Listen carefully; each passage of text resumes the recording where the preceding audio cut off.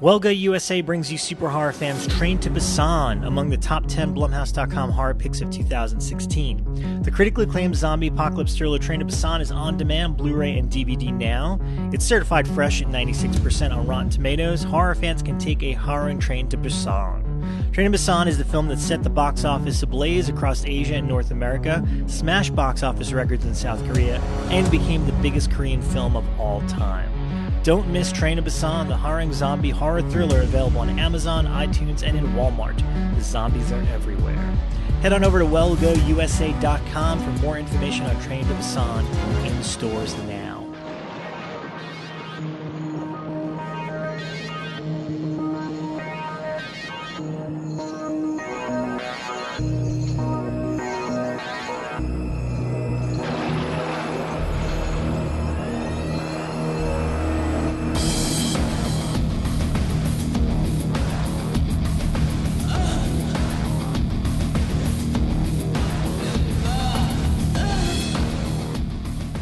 Hello and welcome to episode number 45 of Shockwaves. I'm one of your hosts, Rob Galluzzo. The entire gang is back, believe it or not. I know you were worried. Back, everybody. People were very worried about Bekah's health. Bekah McKendry's here. I think How are I'm you? okay, guys. I'm good. All right. How are you? There was somebody on the Twitters very concerned about your health in particular. You know, the past two times I've missed, it wasn't even for illness. Okay. A little bit of voodoo we brought Bekah about. Yeah. We're more back. concerned about your Guys. clean living, Bekah. We want you to live a clean lifestyle. Clean, yes. You know, Better guys, nutrition. My freebasing, I don't even know what I'm freebasing, but there's something. I'm smoking something. She just looks anemic, Rob. Just anemic. I'm sorry, guys. Listen, also back on the show, the glue that holds the show together, Mr. Elric King. I would actually vote you for that award, but I had vertigo, so I can't explain. It was one of the weirdest things I've ever had. Inexcusable. Yeah. I know. To our Elric, listeners, it's inexcusable. I couldn't drive. Elric, tell me about your nutrition, which cracks me up because I have to say, I think I'm probably the most nutritious. Well, you're asking Elric about his Drinking nutrition while McDonald's. he's drinking a McDonald's McCafe. milk. Look, it's I coffee. just ate melon for dinner. I think the Really? most nutritious Melon would be for dinner. our fourth host, Ryan Turek. Hello. He eats like a chicken salad every time, every day I'm here. So you make salad and you throw some chicken in it and Throw a you're little, good to go. little chicken on everything. And he pumps You don't- showgirls like Nick Cage and Kiss of Death or whatever movie it is. I've tried that. Hey, there you go. I Wow. know. All right, so we got a hell of a show, hell of a topic, lot to talk about. But right off the bat, a few quickie things. Number one, thanks to you guys and thanks to Cavity Colors, our merch went out and did really well from what we've been told. We have nothing to do with this. This is Do we have Cavity any of it here Colors. yet? Have you seen the pins or anything? No. I've seen No, pictures. it's- They look Somebody got great. the pins. Yeah, some people have Yeah. been receiving Cool. their orders I wanna see it. and tagging us on Instagram. Please also tag us on Facebook so we can help share. But yeah, people are starting to receive the merch, Cool. and we should be getting our pack very soon. Cool. Super cool. So Yeah. thank you to Cavity Colors and you guys for buying that stuff. Number two, I don't know, we mention this every couple episodes, but I've seen a lot of activity on our iTunes page, some more reviews and ratings on there, so we appreciate that. If you haven't already, jump on iTunes and rate and review us, please. Appreciate that. I see the 1 star. Oh, there's like 5 of thing. And we're those. going, what the F and What's F, up with you guys? Oh, really? There are This one. is fucking haters, man. Let's not do this show then. That's it. We're done. For those 5 people. But I just wonder, like, how angry do you have to be? You if have to just be go, angry. "Meh, 1 star. And you're in it for 43 episodes, and 44 you're like, fuck that. You know what? I'm done with them. Becca was sick. Fuck that. Them, Well, 1 remember, star. Somebody got, remember that we got a bottom star, 1 star when I was out for 2 weeks giving birth, and somebody wrote like, fuck I don't know, her kid. she hasn't been here in a while. And I was like, I gave birth, guys. Come on. Unacceptable excuses, I'm all of you. sorry. So there's that. Yeah. And then I know Ryan wants to talk I about wanna- the trailer I that wanna dropped. talk about Oh this. my God. Stephen So, King's It. I just watched it, like, as we 5 are minutes recording ago. it. Oh, what, Becca? I kid It's you been up not. for 9 hours. I know. I've been in meetings all day, and even this morning I was like forwarding it to Rob Dude, I was while on top- driving. I was on top he of that was on before top you of even that forwarded shit. it to me. Before you It even was say like- anything, I don't watch trailers. I know you He don't. does. Did you watch this and one? I watched this one. You did. Because Okay. of what you guys said, and I'll let you take it away. Well, that's the thing. I see a lot of Twitter buzz about it, but it actually popped up when we were in our staff meeting this morning, and I couldn't help but just kind of get a 10-second peek. Why don't you pause the meeting and say, we need to watch the trailer? We watched it afterwards, but I think it looked really good, guys. Yeah. I mean, it looked, there were some really good scares. It looked really sharp. Innovative scares, I will say, too. Like, I was like, I've never seen this done before. There were a couple of them, like the slideshow one. That's great. Some of the reveals that they were doing, the way that he's moving on the water. Tonally, it actually looked more like Sinister. Like a little bit tonally, which is a good thing. That's a good place to set it to me. Sure. And keeping the boogeyman less vocal and because you can't touch Tim. Right. Yeah. So you might as well go a different direction. The kids look appropriately cast. They look Grounded, fantastic. yeah. It was an effective trailer that didn't do the usual horror tropey type trailer things and just let the moments play. I was talking to Sam Zimmerman on GChat, and yes, I can't believe you guys still use GChat. Whatever. Although that all changes here at Blumhouse next week when we get a new system. Oh yeah, everything's But updating. he brought up a good point, which was when you see little Georgie at the end doing the whole "we'll float." There's no augmentation. It's no like context. It's no like all of a sudden he gets a gaunt face and looks ghoulish. He just looks like a Kinda kid, sad looking really creepy and just letting the moment screaming. play. He was like screaming and laughing at the same time. I loved it really it. worked. I loved it. What I couldn't believe is that they kept in because usually with trailers it's all about packing in as much as you can, and they let that toy boat scene in the water play out for a really long time. Like it was a huge chunk of the trailer. Even just him sitting in front of the storm drain. Like I couldn't believe how much air they gave that moment in the trailer. You don't see that often. Well, it's iconic, I guess, that moment. It is, but it's also that's a great way to sell movies. Show a scene and then give us flashes of everything, which I think they did on one of the Conjuring. Didn't the second Conjuring, wasn't that like a full... Well, the first Conjuring was the clap clap. That's right. Yeah. It was the whole clap clap sequence. And then the second one they tried to do kind of a similar thing. Yeah. No, that's a great way to sell a movie. Show us something to give us context and then give us little snippets. And then you're like, all right, I'm done. I'm in. I'm already in. I'm going to see it. And I saw it turned a lot of people too, a lot that were skeptical. Yeah, I mean, seems like everybody's now kind of on board. The age old, should it be remade? Shouldn't it be? Well, let's just like kind of boil it down to it's another adaptation of a great book. I still don't think the TV show has aged well. It hasn't. I rewatched it. They're thinking about the performance, right? That's what they're really worried about. Tim Curry. Tim Curry is the glue. You remember Tim Curry and you remember Pennywise, and he's scary as shit. But I rewatched it probably right before Christmas, and the kids stuff, it's okay, but the scares just don't hold up as well as they used to. Yeah. And even like I remember some of the kills looking really cool, and the monster that you get at the midway point, I remember it looking cool, and it's not quite as effective now. The kid part's stronger than the adult part in the original TV movie, and this will be its own movie with kids. It is just the kids. And then part 2, if it does well, I hope. Possibly. I think they're already planning it, apparently. But a whole different cast.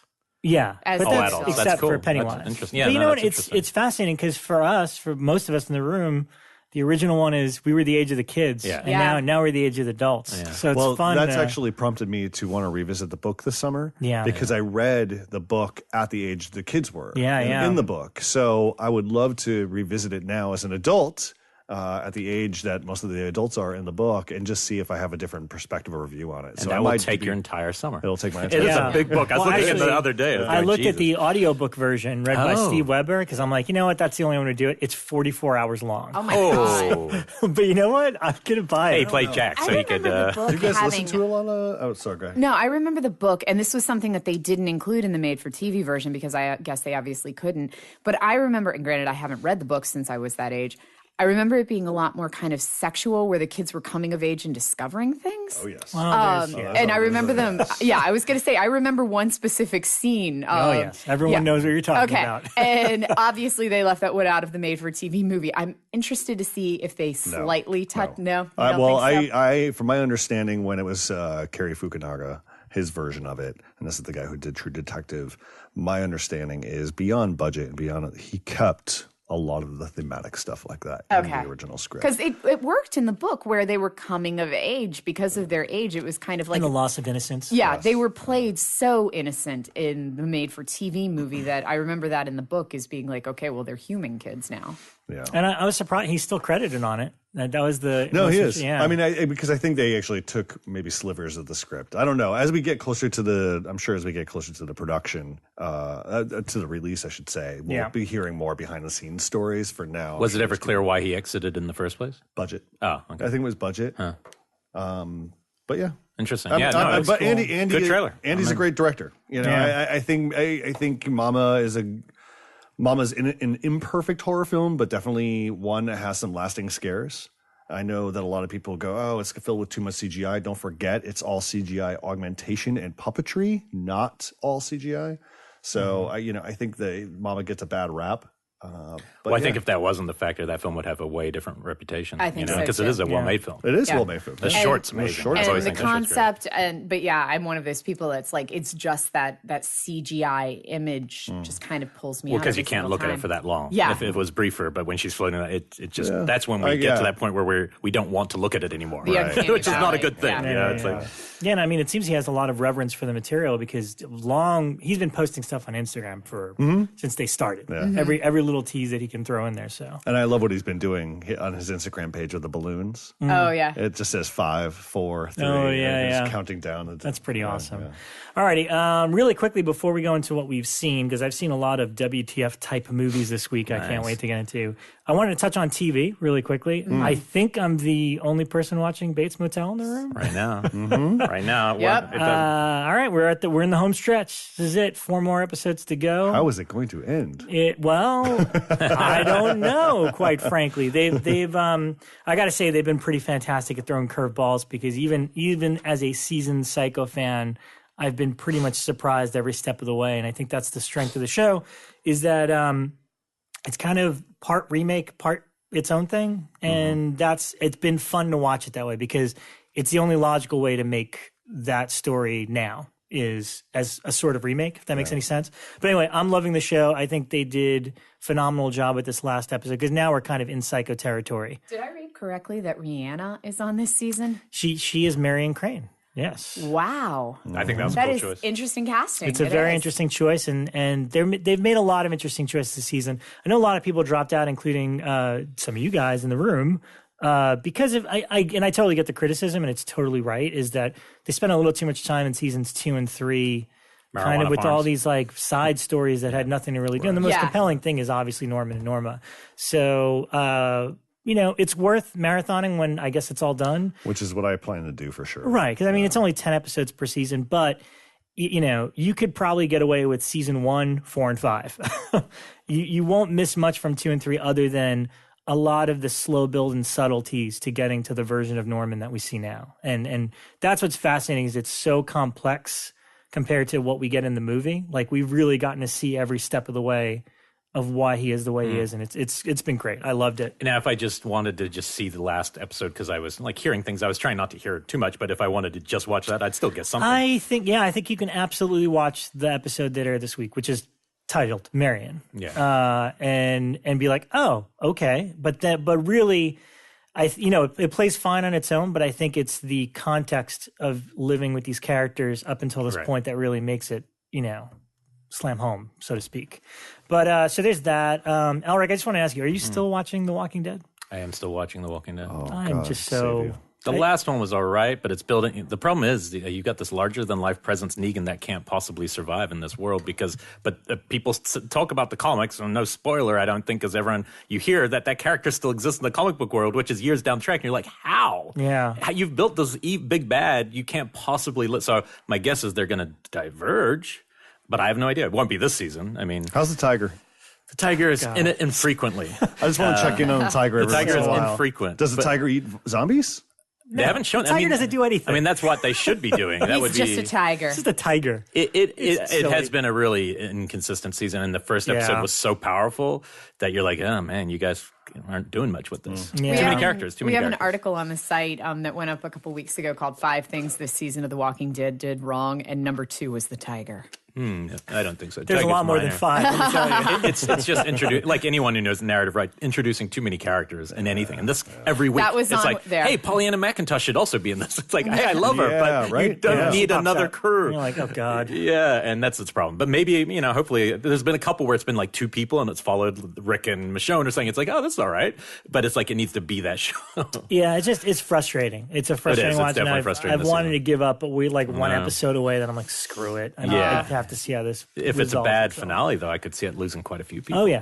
Because I'm already on the edge of it, All right, let's see. What have we seen? I've got a TV show I've been watching. Have you guys watched The Magicians?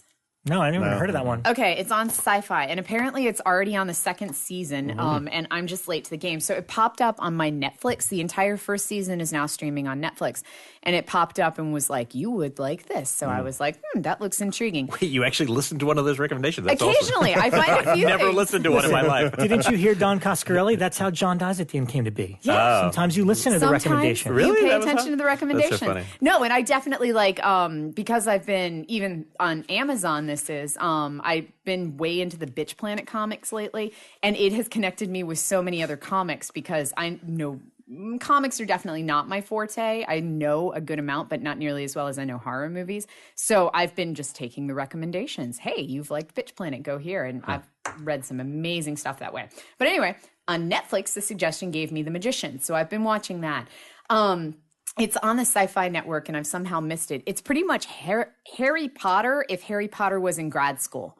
And it's a lot darker, and so it's about a group of college students who, right as they're graduating college, you kind of magically get teleported to this place where they give you a magic test. And when I say magic, it's not like you get a wand and you turn people into bunnies and stuff like that. It's like telekinesis, and you can make things explode, and you can bring dead things back to life. And these people exist with humans and go completely undetected. And then there's also this kind of evil force that's fighting against them.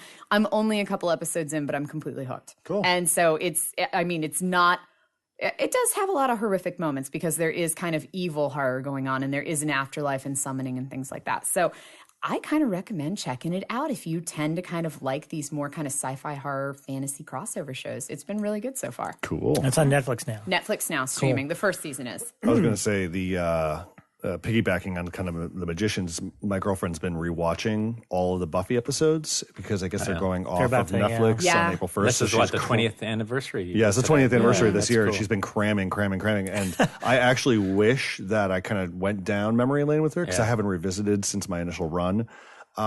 But she's on season 4 now, I think, which is when Dawn, the sister, comes into play. And, you know, I kind of drop some of the homework I have to do and just kind of look up and watch and get sucked in. But it's amazing how that show has imprinted itself on my brain, because there was a moment in, I think it's Riley, one of the Buffy's boyfriends, and he reveals like, oh, Buffy doesn't love me. But I quoted it like a couple seconds before, and she's like, why did you remember that? I'm like, because this show meant a lot when I was growing up. And I was just like, you know what? When this goes off the air, I'm just going to buy the entire season or the entire series and just rewatch them all myself, because it is such a well done show. I think once you get kind of through the rough and tumble first 2 seasons, season 2 is where I got sucked into it. But they're still a little clunky and still trying to find their way. But by season 3 and 4 and 5, they've hit their stride and they really start going. It flowed the same way that Supernatural did, where Yeah. you kind of have to push yourself through that first season to get to like where it really starts getting good. Yeah, Buffy. I mean, Buffy was high school for me. Yeah. And they're just sacred. But I just saw the EW cover story. Yeah. They brought the whole gang back, and they look great. It's so great. It's no Angel. See, when we never just an like Angel fan. Angel. So I we like just had Angel. this conversation at the house. She was like, she's like, I might just jump ship and just start watching Angel. I'm like, what? No. Angel is. I liked Angel. So, Angel was fun. It was so weird and subversive and did strange things. I was liked never it. into Borneo. He never. Boreans. Borean. Get his thank name you. right, Becca. Sorry. Boreans. I was not as into him as like the rest of the gang. Well, and I it's fine. thought he was awful in Buffy, but then when I saw that other show, I was like, oh, this guy's it's funny. I guess He's it must have good been in whoever the Angel. showrunner was who Okay. was writing it was a good writer. Right, It was a right. clever show. There's one where they were turned into puppets, like actual Muppets was for a whole so episode, bad. and somehow you're like into it. It was great. Wow. Oh, Ryan. Wow. Ryan. Let's find another movie to disagree on. Why'd you start? Go Bring ahead. it. This one has Bring been it. very polarizing this week. Let's hear it. What you guys are about to talk about. Well, I didn't get to see King Kong. I should stay off Twitter. Friday, I snuck out of work a little early. My meetings were cleared off, and I went to go take myself to go see Life Life. Tell with us more. Ryan Reynolds and Jake Gyllenhaal. And no, it is not a backdoor Venom sequel or prequel or To whatever. Little Shop of Horrors is my theory. So silly.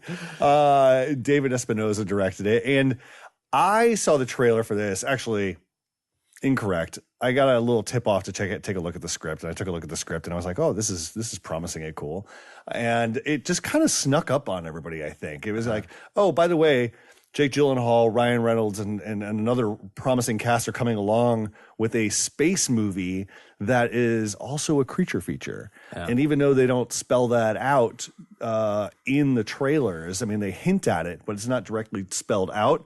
It is a full-blown monster in space movie. Yeah. And to me, Elric, I think this was a great callback to kind of late 80s, early 90s movie when Hollywood just was like, "Hey, star, would you like to be in a really promising creature movie?" And that star said, "Yeah, absolutely." And then they just threw themselves at it, gave it their all. And what I think life does is it creates some really look, it's not anything new. It's completely familiar, but it worked to me. Like the action sequences, the scares, the deaths, they all just worked. It's definitely not a movie not to like. Like I was definitely not saying I walked out and I didn't like that. I liked it. I've read so many negative reviews. No, it was kind of forgetting. And the difference between those great 90s movies and the first one that was brought up was one of both your favorites. What's Treat Williams on the thing? Deep Rising. Deep Rising. Is that feeling of fun in that movie was not this is not a fun movie, and the cast is so, besides Reynolds, is so lifeless. And I'm not saying that as a pun. It's like when I think back to Alien, instantly you get the characters of these people because of the way they're cast and the way they look. In this, they're going with these like intellectual scientists, and the head lady and the French lady and the main star of the movie, the female lead, were so boring to me, like in terms of casting. And I was just like sitting there going, and then Gyllenhaal was given like this really internal, boring character and I love Gyllenhaal, and Reynolds is the only one who gets to play, and he's having a good time, and he's really good in it. And it just killed me how unfun it was on that level. And I didn't feel, and I agree with you, it's always fun to see a creature feature. I was so mad the next day. I mean, I'm starting to worry about the state of journalism, because I don't know if it was Variety, but it was a major article, and the fucking headline was, crew set for, became snacks for snack-eating alien monster. And I'm going, What? Did you even see the movie? Because this thing doesn't eat humans. I'm sorry, spoiler or whatever. You like, it's like you reviewed it's like you fucking just watched Alien or something and didn't even review. It really pissed me off. But it's not that kind of movie. It didn't have anything to do. The one interesting thing is the kind of zero gravity stuff is interesting. It's shot in zero gravity. Opening shot goes like full circle, upside down, follows characters. So that's a unique thing. It's like watching if you watched Alien, but they were floating the whole movie. Right. I think there's a couple great sequences in it, but I never felt the payoff was there. Totally. The payoff, oh my God, the payoff is fantastic. Except you're there a couple minutes before the movie. You are just a little bit. You are just a little bit, but I wanted to see how it played out, and when it did play out, I was thoroughly satisfied. It's like, I prefer Sunshine, like in that same vein. I think Sunshine's a little more interesting. Which also stars Hiroyuki he's in both. Sanada. And I think that one's cast a little better. I think they'd make an interesting back-to-back, but I think Sunshine goes a little more existential and weird, but it also suffers from a weird third act in that sense. But, look, I don't think this is one people should avoid. I think, like, if you're into monster, I'm totally with you on that level. I just think I should have seen Kong first. Were the creature effects? You cost me Kong. The creature effects were cool. It was an uninspired monster design because it's kind of somebody. It's Audrey. It looks like Audrey, floating Audrey. A floating Audrey, or like one of the Abyss aliens. Yeah, Abyss was the first thing that came to mind, light-wise. What I had a problem going through was just the kind of proportions of it. Yeah. Because at some point I was like, oh, is this thing getting bigger? And then it would be like the same size. It's from the writers of Deadpool. Yeah, Deadpool. That's why Reynolds is in it. Yeah, I had no idea until the very end. I mean, it was like, oh, okay, the writers of Deadpool and Zombieland. That's fantastic. And it also kind of now I understand why the ending played out the way it did, because those guys are sick fucks. But I don't know. There was just something that was just fun to it for me. When it really hit those deep pocket emotional moments where things just slowed to a crawl, I didn't care. No, the characters are pretty uninspired. Yeah, and everything they were talking about, it was just like, oh, okay, sure. This would be a really good like HBO movie once it's on there, like perfect for you to watch. Like you'll love watching it that way because it's free. There's something about going to a movie theater and looking around going, oh, I think our first comments was, this is going to lose a lot of money. Like it was just like, this looked expensive. It looked like going to Gravity, but then going, no one's going. Well, because how did it perform this weekend? Not great. Well. But I mean, it was just like they flung a budget and a cast and kind of the gusto that you would approach a movie like I don't know, Interstellar or totally. The Martian or anything like that, but you just threw a fucking for no reason, a tentacle monster in there. For me, I haven't seen it. Obviously, I think it's a terrible title. Like that's totally. that's what really kept people. I mean, it's a bad title because it's not even that interesting. It's not like it's about the birth of a new life form per se. All it's right, just an alien. What about it? Tell me more before I go to the theater. Yeah, I don't know what. That'd be good. Well, we'll come up with a better title for next week. Okay. See if they can improve on We would have called it Tentacle Monster. Yeah, but imagine like the rumor had that movie ended and the last shot was them discovering Eddie Brock's blackface. I would have been the greatest movie of all time. Oh God! I probably would have gone. That's cool. I love the enthusiasm with which the reporting element really. Yeah, how did that start? How did that? Does anyone know why? I'd rather not give credit. I think someone on Reddit mentioned it, and then a big site. Oh, you know what it is? It's because in the trailer there is a shot of footage that is stock footage from Spider-Man 3. Oh, right. Oh, like there's a crowd shot. Oh, weird. And I don't know. Maybe it's a spoiler. I assume none of it takes place on Earth. There's some camera footage. Someone is doing an interview with these kids back at home, and they cut to Times Square, and there's all these people. Yeah. So somebody took a screen grab from Spider-Man 3 of Times Square footage and matched it with Times Square footage in the trailer, and was like, "Look at this!" Hollywood, meanwhile, clever. It's Sony just being like, "Let's reuse that footage, that Raimi shot." It's like, it's like Blade Runner and Shining. Let's share a little footage. Yeah, no big deal. I'm going to kick us off with some WTF movies. Actually, everything I saw was a what the fuck movie. Sounds like my kind of week. And you know what? This isn't even a horror movie, but you guys love bonkers cinema. I have to recommend it. I saw it once at the Cinefamily as a midnight screening. And my mind was blown within the first 5 minutes. I almost couldn't comprehend what I was watching, and yet it works in the same way that Pieces works. And God bless Shout Factory. They're putting out Never Too Young to Die on April 11th, starring John Stamos and Vanity. I have seen this. And the villain is Gene Simmons in drag. Doesn't it go under another name?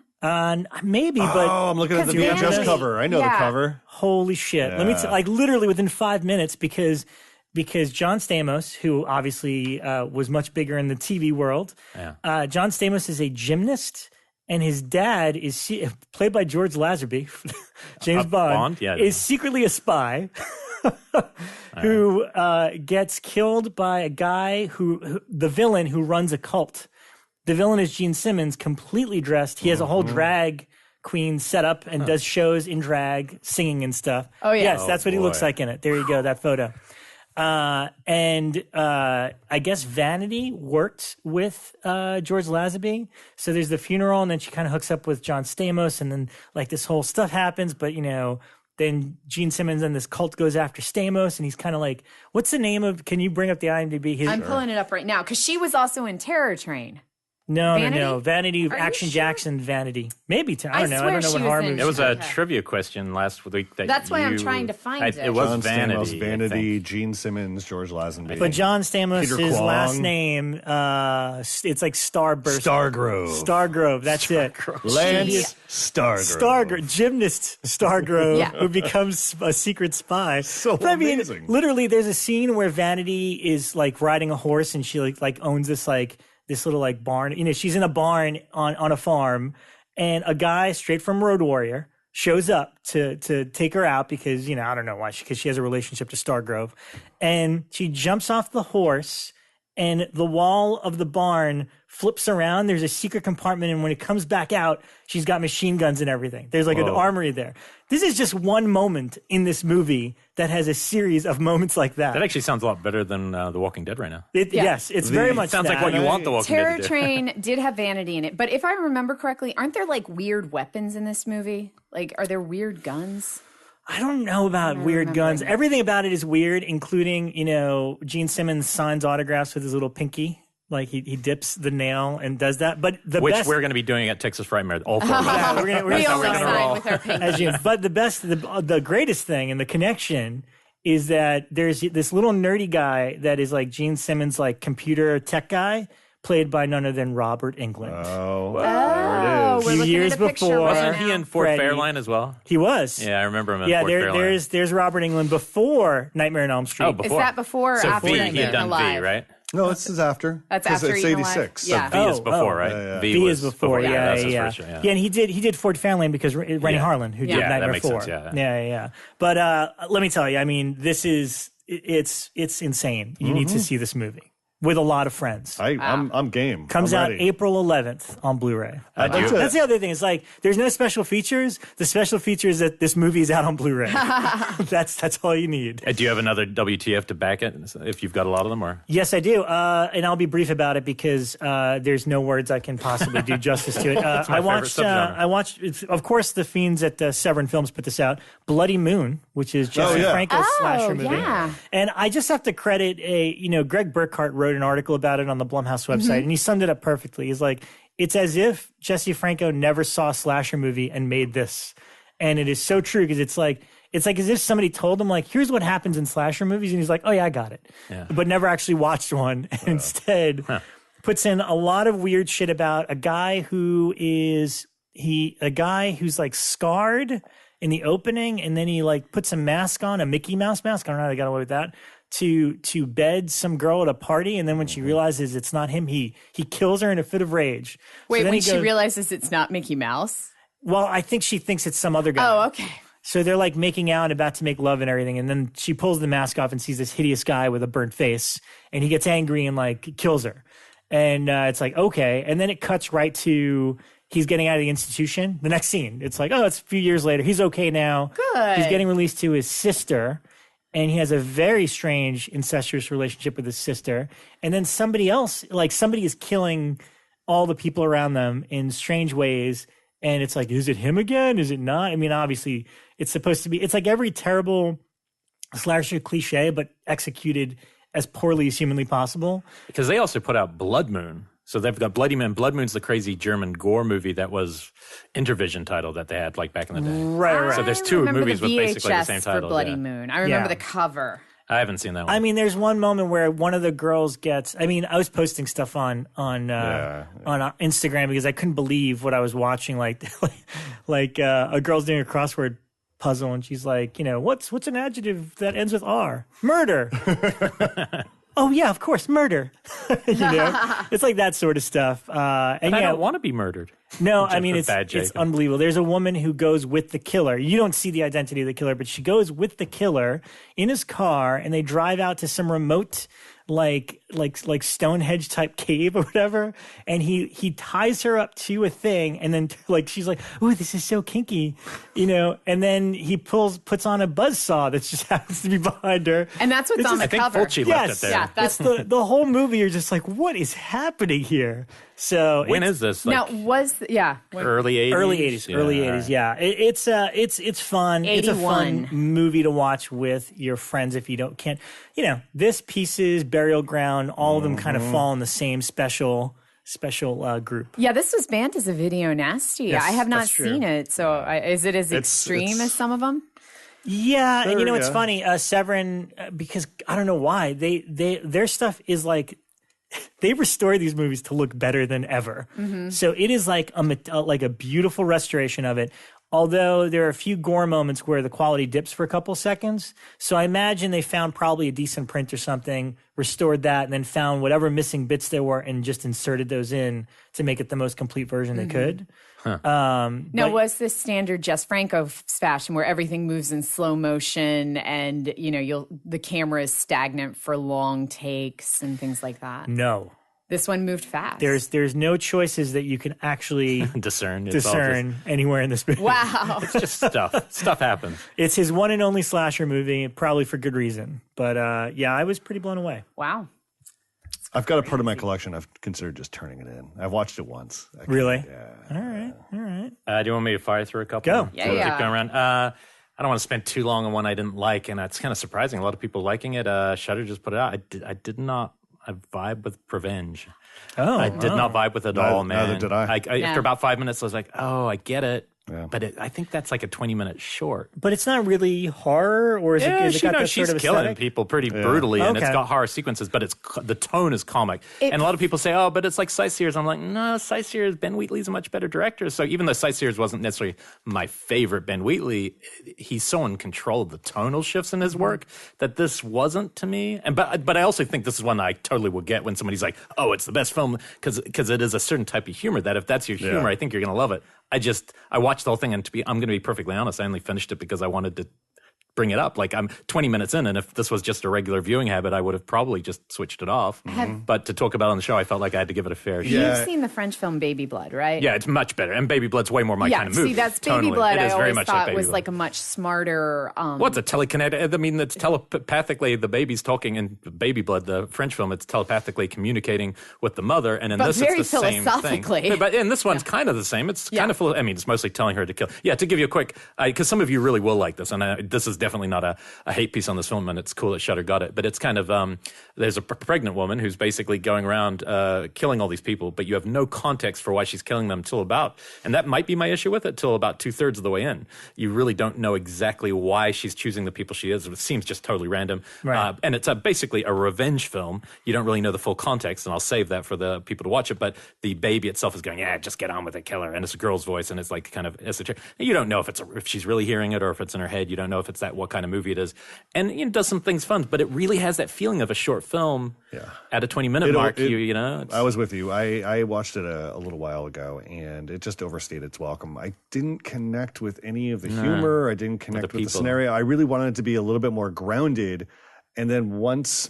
I don't know, man. Once like it started talking to her, I just kind of started checking out, because I was like, okay, this is going to be interesting. Let's see how she processes this. And it's when they fully lean into and embrace the idea of that and the wackiness of it. There was no turning back. I just couldn't get into it. Yeah, it's not my bag. When it kind of gets interesting, it's a little too late for me. By then, I was already kind of... And I'm totally with Bekah, like Baby Blood, if you're looking for that kind of movie, tonally, if the kind of movies that you and I talk about crazy movies, Baby Blood's totally my kind of thing. It's so weird I love and esoteric and like cosmic and stuff. But, and even if you watch the dubbed U.S. version of Baby Blood, Gary Oldman is the voice of the parasite. Oh, and weird. He's amazing. That's interesting. Yeah, it's like I would never recommend the dubbed version, but if it's Gary Oldman as the voice of a parasite, you really have to do it. Yeah, it's interesting. So it wasn't my bag, but it's on there, and some of you are probably going to... I've seen a lot of people like it online, so I know it's hitting a chord. We're definitely in a little bit of a minority. This will be just one line, but I had no idea that this would still be so relevant, but the Twin Peaks pilot, the original pilot. Oh, yeah. So this is my relaunch. I'm going to watch it all before the thing, and I won't talk about it on here all the time, but the pilot, which I thought I remembered really well, and I remembered the plot of it, but the absolute freaking mastery of control of tone and emotion. It's one of his best movies. It's so good that it made me go, because I didn't really want to rewatch. Like, I want to rewatch it, but I also I don't want to watch TV I've already seen. And that's one of my things about TV is like people always go, TV are better than movies. When was the last time you rewatched TV? Yeah. Like, how many of you go back to watch Cheers from the start? Oh, I got to watch all of Cheers again. Fuck off. Yeah, well, okay. There's certain series that, like Buffy, I'll work my way back compare that to movies. Like, you will rewatch anything from the 80s. Yeah. But this thing is so rich, and if you haven't, for me, it's been about 16, 17 years, I think, since I've seen it. And it was the international version. This was today I watched the on Showtime, they're streaming, and it was the one with commercials and stuff, but I didn't care. I didn't know what was missing, and I was just in it. I fell in love with everyone by the end of the first episode, and now I'm ready to watch it all and excited to die. And I know there's going to be some junk in the second season. Well, the international just ends it. Yeah, but I think they have a little hint of Bob in there somewhere in the international. I mean, this one doesn't. It's meant to be a movie where that's where it ends if it didn't go any further. Oh, like Mulholland. So they solve the Bob thing. Right. Too soon. Like, that's weird. Okay. But so I just want to tell you, if anyone's thinking about it, now's probably about the right time if you want to time it well with the new ones. Yeah. And I think you're crazy if you don't rewatch them, because knowing him, sure, you could jump in, but I think it's going to be essential to remember little details and just flavor of that world. Yeah, sure. When you jump back in, and those are just little ones. You go, Bekah. I've got like two other little ones. Yeah, I watched Devil's Candy, which I was kind of late on getting to, but I finally checked it out this week. Maybe my favorite film of the year so far. Oh, wow. Yep. So I'm in the minority here. I agree with you. Yeah. I agree with you. No, I do have to say, I don't think Dave liked it very much. Yeah. He was kind of mixed on it throughout the whole thing. But I thought it was amazing. Hands up if you like metal in this room. Yeah. Interesting. Elric also in the minority. So it could be something there. I think it's just about heavy metal in your hippie ways. No, I Fucking love. No, I wonder if I didn't understand the Grateful twist because Dead. of that. No, because the twist seems to be, I mean, and this won't ruin anything, but it seems to be because he's a mettler. Maybe he understands something in this message of this movie that other characters maybe wouldn't have. No, because the daughter's into metal too, and I mean, But it's not she's definitely talking in the to her. dark the whole time. No, but I mean, they never established that Taylor Pruitt. I can't even remember. He's got a guitar. He's got an electric guitar, so they're saying something But they never about him. established that he's a metal That's fan true. as much as just okay. Well, noise or music seems to break this up distract because it, he did yeah. the same thing like with the I hotel think the fact that check-in bell. but the fact that he owned that guitar makes you know that that's not a normal thing to own for somebody who looks like that. You know what I mean? Like without that, he didn't go out and buy that electric guitar to drown out noises in his head. Saying I don't guys know. like that can't own a guitar. Yeah. unless they're in Fugazi, I don't know. If he a did- band I actually like. Not metal. I think I'm with you, Becca. I think Devil's Candy. I rewatched the trailer last night, and it just reminded me of the magic that I felt watching it for the first time. It's just got an electricity to it. I love the style, and I love the Electric Nation. I loved how kind of elliptical it was, where it just went boom, boom, boom in the storytelling. Again, something was just missing for me on a narrative level where I didn't feel like when it ended, I didn't feel like, oh, wow, it just kind of fell flat at the end for me. But that's just, me. Wow. Interesting. Yeah, I loved it. Yeah, me too. Ryan? Yeah, I have else one you got? more. I have one more, but I just want to preface this with: don't forget, everybody, Blackcoat's Daughter is now out. Oh, yeah, on iTunes and DirecTV. We should all rewatch it Yeah, to see how we feel the second time around. I Okay, have not seen February. it yet. Again, another one that I watched the trailer for last night just because I was like rifling through some trailers, and I rewatched because I didn't see how they were marketing it yet. Oh yeah, I haven't- and the trailer instantaneously made me go, I just want to buy this right now. I'm going to watch this. Yeah. So I'm going to do that this weekend. But Let's all try to watch it for next week. Like Yeah, all totally. of us, all four of us, see it again. And I saw a film from out of South by Southwest called M.F.A. Female filmmaker Natalia Leite. I'm going to butcher your last name, and I'm very sorry. But Francesca Eastwood stars in basically it's a rape revenge film. Eastwood plays an art student who visits a male colleague at a party on campus and is raped, and when she confronts him later on about it, he does the usual douchebag, oh, you wanted it, no. And she accidentally kills him. And once she kind of gets a taste for this, this taste for vengeance, she starts to kind of do a deep dive into other girls who are victimized and guys who got off scot-free with it. And she systematically starts to hunt them down and take them out in her own way. And it starts to impact her artwork. So at first, her arc is kind of Good Devil's Candy combo. Yeah. So at first, she can't find her voice through her art, but now through this kind of bloodlust, she's starting to, and this taste for vengeance, it's starting to affect her art in really extreme ways. I think it's a pretty solid film. I think Natalia as a filmmaker is really good. She's got a good eye for stuff. As a story, this is clearly just a platform for Eastwood and Natalia to do their thing. Eastwood's really good in it. And it's kind of hard not to see a kind of tip of the hat to, Corman's Bucket of Blood, in which, as an artist is just seeing that kind of inspiration. But as a rape revenge film, it works completely fine. It doesn't explore new territory, much like Elle did, Verhoeven's movie. Oh, that seemed bold. Pretty bold. Yeah. But what's interesting about just the setting, I'm thinking, because, rape revenge is so... Well, it's a campus. It's and I was going to say the idea with Hunting Ground documentary coming out, and I guess numbers are higher than, or except reported numbers are higher than they've ever been for women being abused on campuses now, which is pretty terrifying for people sending their kids out there. Yeah. So that as a setting is a really interesting... Yeah. And it's a ripe setting for something like this. And these films have a place in the genre, and they're very important. It's just how you're gonna spin it into new territory. And it is incredibly uncomfortable to watch in the first 15 minutes as Eastwood gets raped. Natalia definitely doesn't shy away from it whatsoever, and I think that's really important. But I always thought about it irreversible. I thought that scene is unpleasant for people, and they always complain almost about it. It's like, well, I think that's kind of the point. Yeah, it should be this awful. It's supposed to be the most repulsive thing you've ever seen, and painful to sit through because she has to be through it. Yeah, and it worked in that respect because I was just like, I just want to kind of fast forward through this. Better or worse than Swim Fan?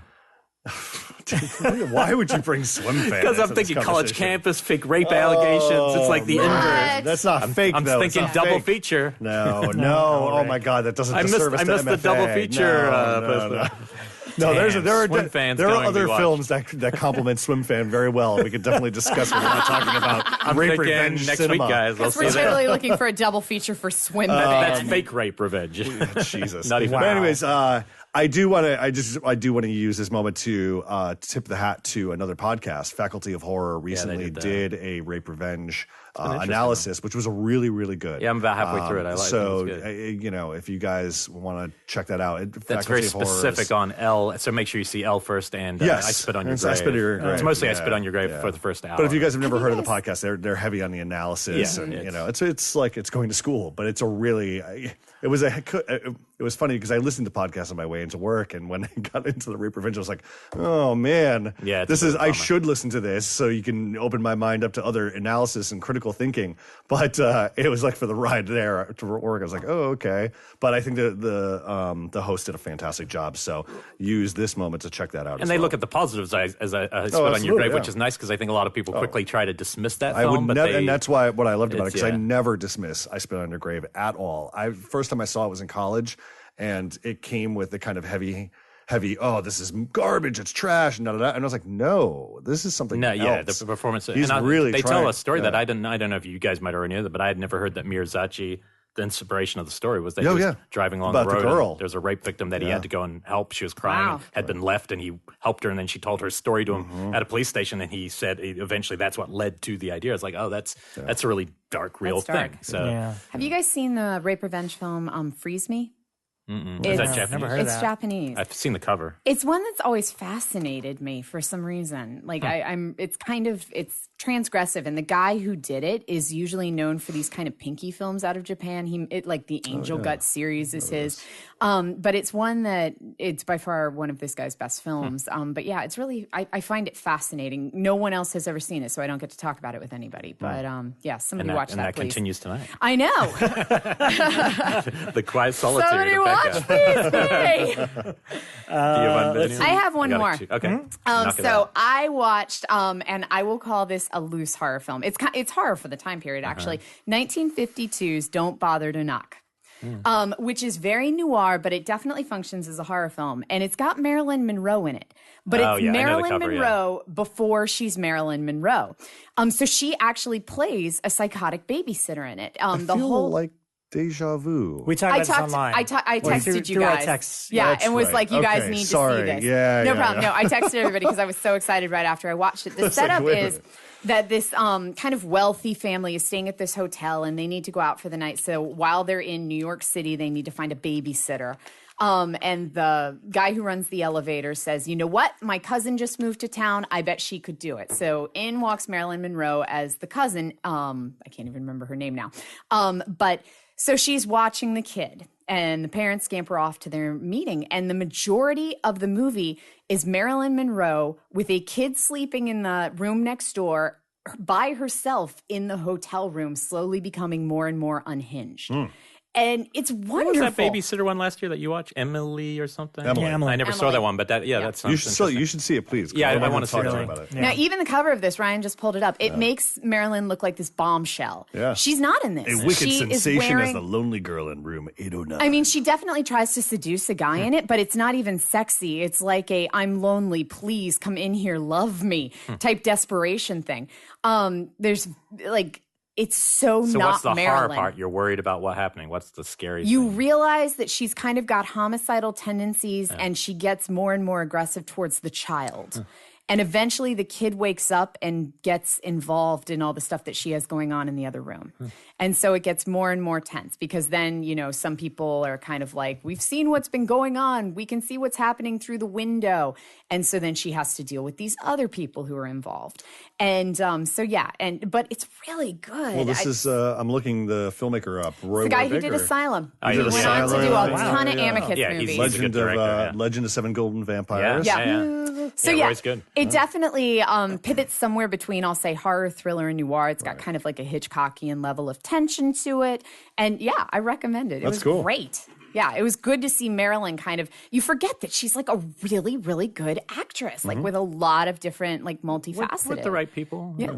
I've heard behind the scenes from many people in Hollywood that was not the case. Like they said it was like you're trying to get a performance out of stone. A lot of the times you'd hear. This was pretty good. Well, it depends who directed. Yeah. I'd be curious. Oh, it was Roy Baker. So a good director. I mean, if you have a good, she's amazing in National Jungle. But I have a couple of quick ones I was just going to throw out. But I finally revisited Bad Taste, the original Peter Jackson movie. Because this stemmed back several weeks ago where both Elric and I were having a conversation with Graham Skipper, who... I think I just recommended it on Pure Cinema. It was part of my we talked Space about Invaders. it. Yeah, I can't remember. Maybe it was a Twitter thing, but Graham Skipper had admitted to us that he'd never seen Bad Taste. And I was like, what? Well, we need to rectify this immediately. Well, especially considering, like, how did he miss it when he's doing Begus's first movie, which, like, has elements of that, you know? Right. Well, I mean, he saw the other one, like Dead Alive and all that kind of stuff. Yeah, but that one particularly. That was the one, the one Peter Jackson movie he missed. So I invited him over to see it. Obviously, you were. Yeah, this was my Vertigo night. Yeah. Vertigo, and I had two of the kids from Scream over as well because John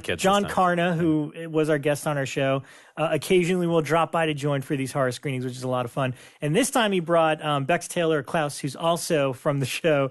And I laughed when he came and I was like, what, are you going to bring like every cast member one by one over to my house for movie nights? All right, fine. But they had never seen it either. And, again, like we always say, I miss that Peter Jackson. Oh, yeah. So do I. So wild. It's so fun. It's so wild. And it's the thing that really stands out about it is the heart and enthusiasm, because this is a low budget movie with Peter Jackson and all his quote unquote mates making, like a bunch of guys that are trying to take out aliens that are taking over their town. And it's got this whole like fast food angle to it, which is basically the only reason the aliens are there is to because they're a fast food chain that want us as their cheap meat stock. And then the humor in it, the fact that Peter Jackson plays two roles. One is Derek. Derek. I'm a Derek, and Derek's still running. That's the greatest line. Yeah. The fact that he plays Derek and the alien, and at one point fights himself, Robert the alien. Yeah. The cuts there are crazy. And it's funny. I mean, because you always think like, oh, it's the first movie from this filmmaker. It's going to be kind of low key or whatever.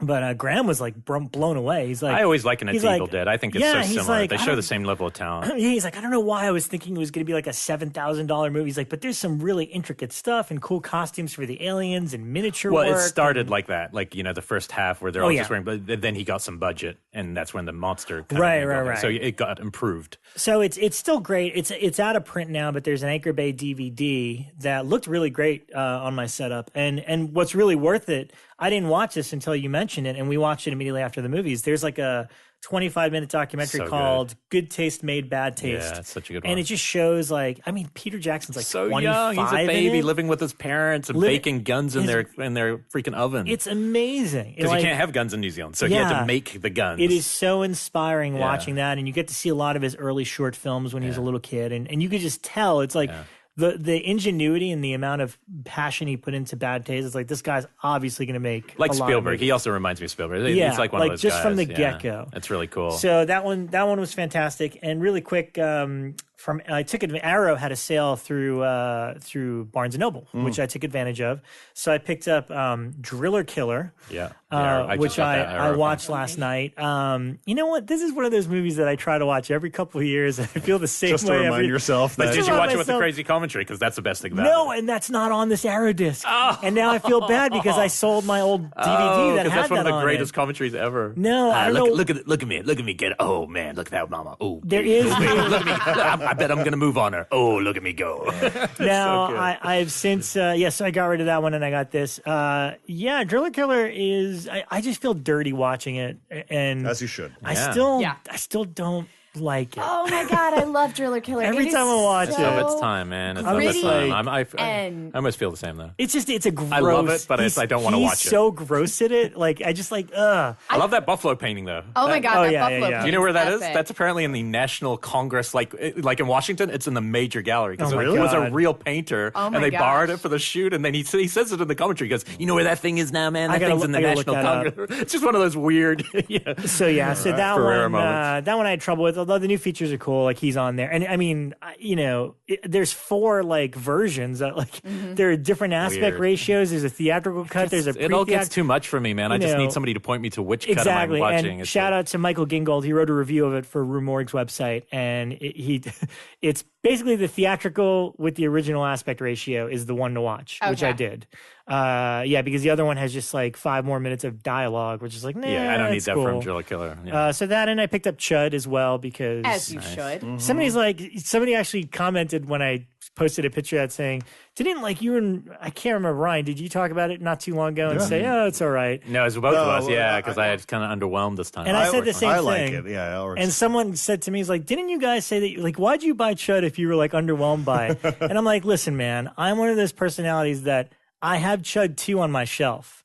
And sitting on my couch, it bothers me that Chud 1 is not right next to it. I'm that insane and a completist that it's like, I had to. There's still good stuff in it. It's a great release. I find it fun. Yeah, there's fun stuff in it. It's a lot longer and more boring than I remember. Yeah, you just remember the good Chud parts. That's what I remember. And then you watch it and go, Chud action. Sorry, guys. I got wrapped up in all the drama. There's a lot of office scenes. And you're like, why am I in an office in a movie called Chud? Now, what's the difference between the cuts on there? Because didn't you mention like they reworked one of the diner scene is reworked into a different place. It's at the end of the normal cut. And the other one, it's longer and way better in the middle or whatever. Oh, I don't know if I watched that one. I think I watched it. You have to watch the part with the longer cut. Just watch the scene because it's a great scene. Okay. The longer version. I went on a hunt, very much like when I moved to Los Angeles. I went on a hunt for like locations when I first moved to New York and tried to find the diner from Chud. Apparently, it has been torn down. I was very bummed.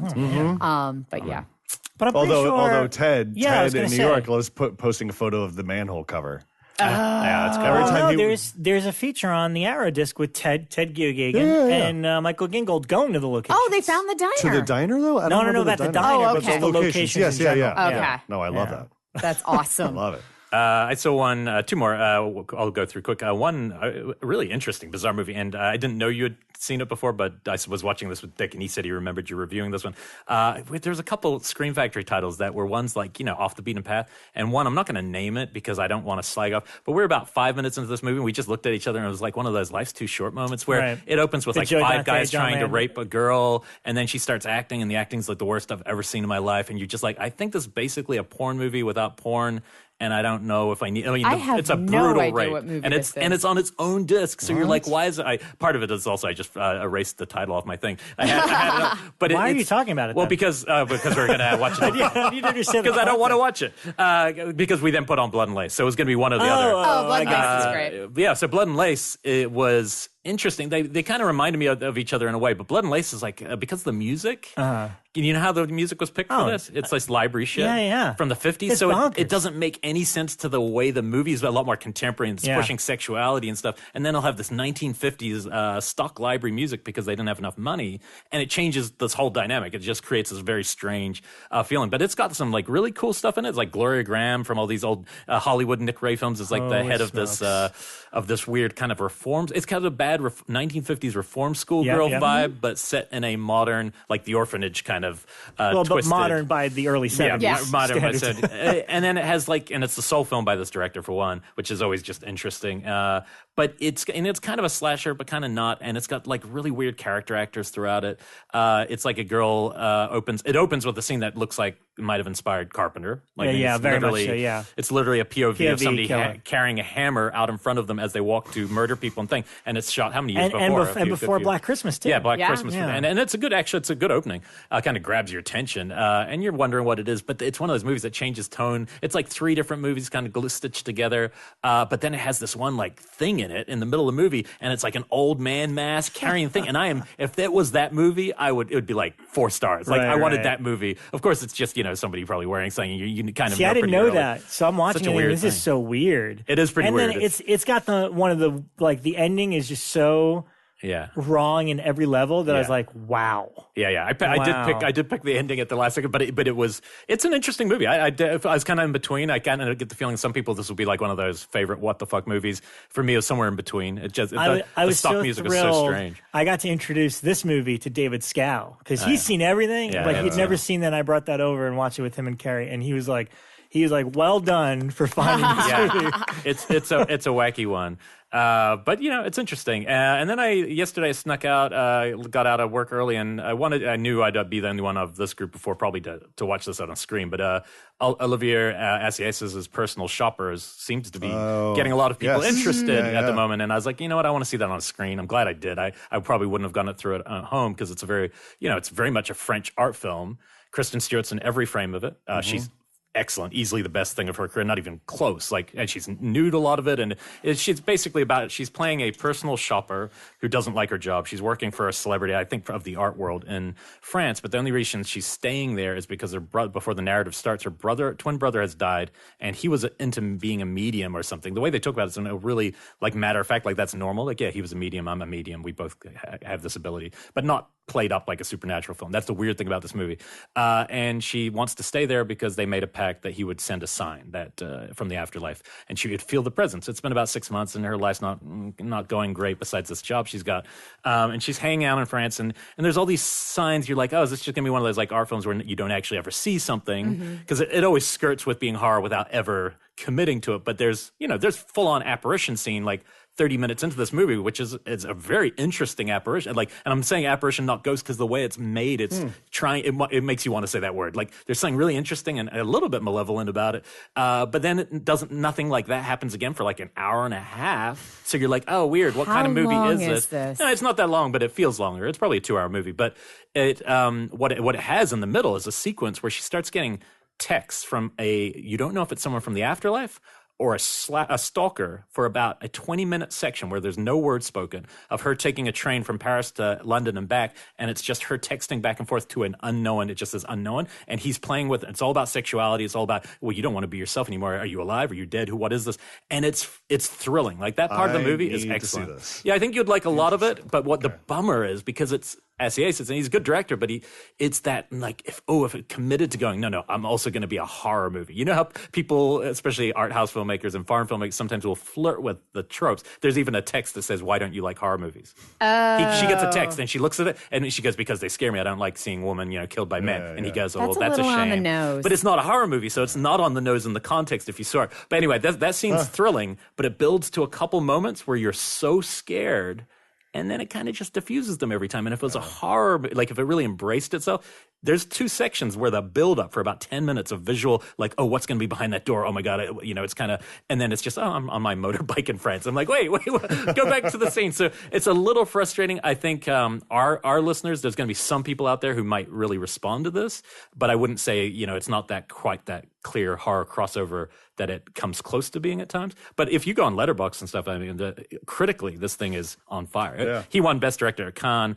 I haven't seen a bad critic response. Audiences less so. So I'm seeing it's the kind of Rotten Tomato 80% for critics, more 50% from audiences, and it makes sense to me, especially American audiences. But aesthetically, it's beautiful. But it really proves she is a really kind of quite a fearless performance. I can't think of many other actresses in her position or age who would have taken the risks that she kind of does in this movie. Also, it's a little bit about gender, because one of the texts she gets from the thing is, she says, are you a man or a woman? And it's does it matter? And then they just keep going, and it becomes sexual between them without needing to know if it matters. And it's kind of interesting to watch that as an angle. It's kind of refreshing. But so an interesting movie. It came close to being one of those movies I'd be like, oh, it's one of my favorites of the years. It's not quite. It's more oh no, it's not like Raw, whereas it's because it's clearly taking the horror angle. That's the difference. But it's interesting. Cool. Wow.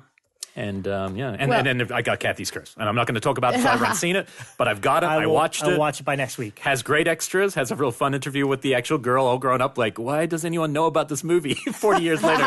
But once we've all seen it, then we should talk about it. And I will say before we part that MST3K Mystery Science Theater 3000, the new one, is coming to Netflix in just a couple of weeks. Cool. I'm kind of excited about it. It's Jonah Ray and Patton Oswalt, and just a fantastic cast, Felicia Day.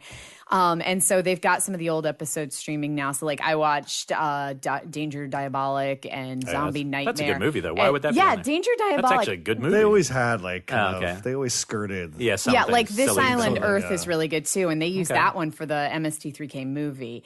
But yeah, so some of them, kind of skirt that. But there's probably, I'd say, 12 that are currently streaming on Netflix of the old ones, and they've been really fun to revisit. So check them out before the new one. And one final thing is on a show called Scream Addicts, and I want to thank him because it was so much fun to talk about Suspiria in a way where, our show, we can't talk that in depth about anything, of course, because it's like we short format, but like talking for an hour about a movie like that, I felt like I was learning shit just by thinking about it in those spots. So if you're a Suspiria acolyte, check it out. It was fun.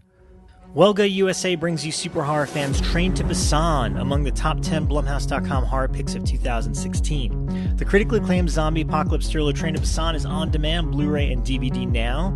It's certified fresh at 96% on Rotten Tomatoes. Horror fans can take a harrowing train to Busan. Train to Busan is the film that set the box office ablaze across Asia and North America, smashed box office records in South Korea, and became the biggest Korean film of all time. Don't miss Train to Busan, the harrowing zombie horror thriller, available on Amazon, iTunes, and in Walmart. The zombies are everywhere. Head on over to wellgousa.com for more information on Train to Busan in stores now.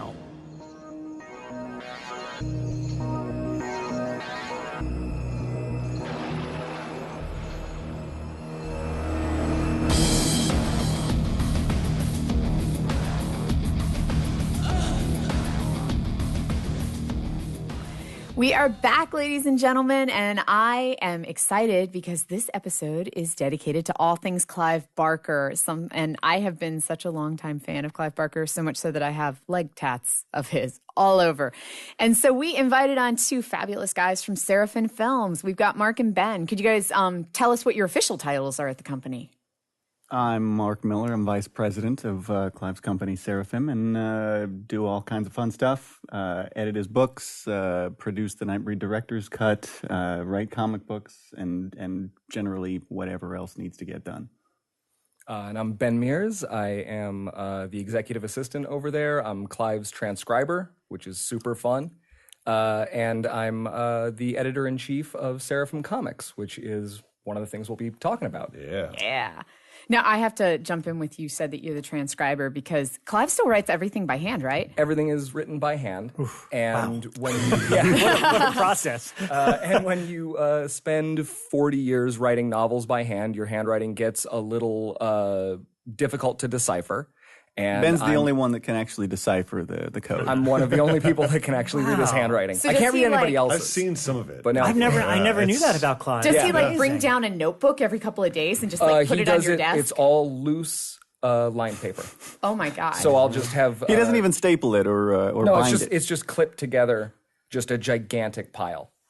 Oh it's pretty cool. Gosh. And has he ever divulged why that's the process? Does it really? Yeah. It goes way back to the time that he's first telling. He's a really slow typer, and also for him, everything is very tactile for him, and that part of it. Sure. He has a certain pen that he uses. Yeah, there's an artistry to it. Interesting. Wow. So he, in a way, what was it? The Dark Half. Where George Stark actually has to write stuff by a very specific pencil, in a very specific way. It's like, who are the writers that are like that? Clive Barker is. Yeah. There you go. Wow. Yeah. That's nutty. I think that's a fair comparison, yeah. How did you guys first get involved with Seraphim? Have you always been Barker fans? Oh, absolutely. Who isn't? I mean, I remember growing up watching him on Politically Incorrect and stuff, and just I was completely fascinated by the dude, and he was always the one to me that was the next level, the one that was the one that was never safe. I was reading Stephen King when I was 11 years old, but I didn't watch Hellraiser till I was in my 20s. It took me a while to graduate, and I got to meet him when I was, and this is always cringy to say, but I was modeling at the time. And he was doing a live exhibition of, he was painting models and had an exhibition in downtown Los Angeles called Imagining Man. Yes. Absolutely. And I lobbied to get myself a part in that show. And he turned me into a flayed man. Painted, used oil paints and painted what looked like a flesh exposed raw spine and tore a t-shirt in half.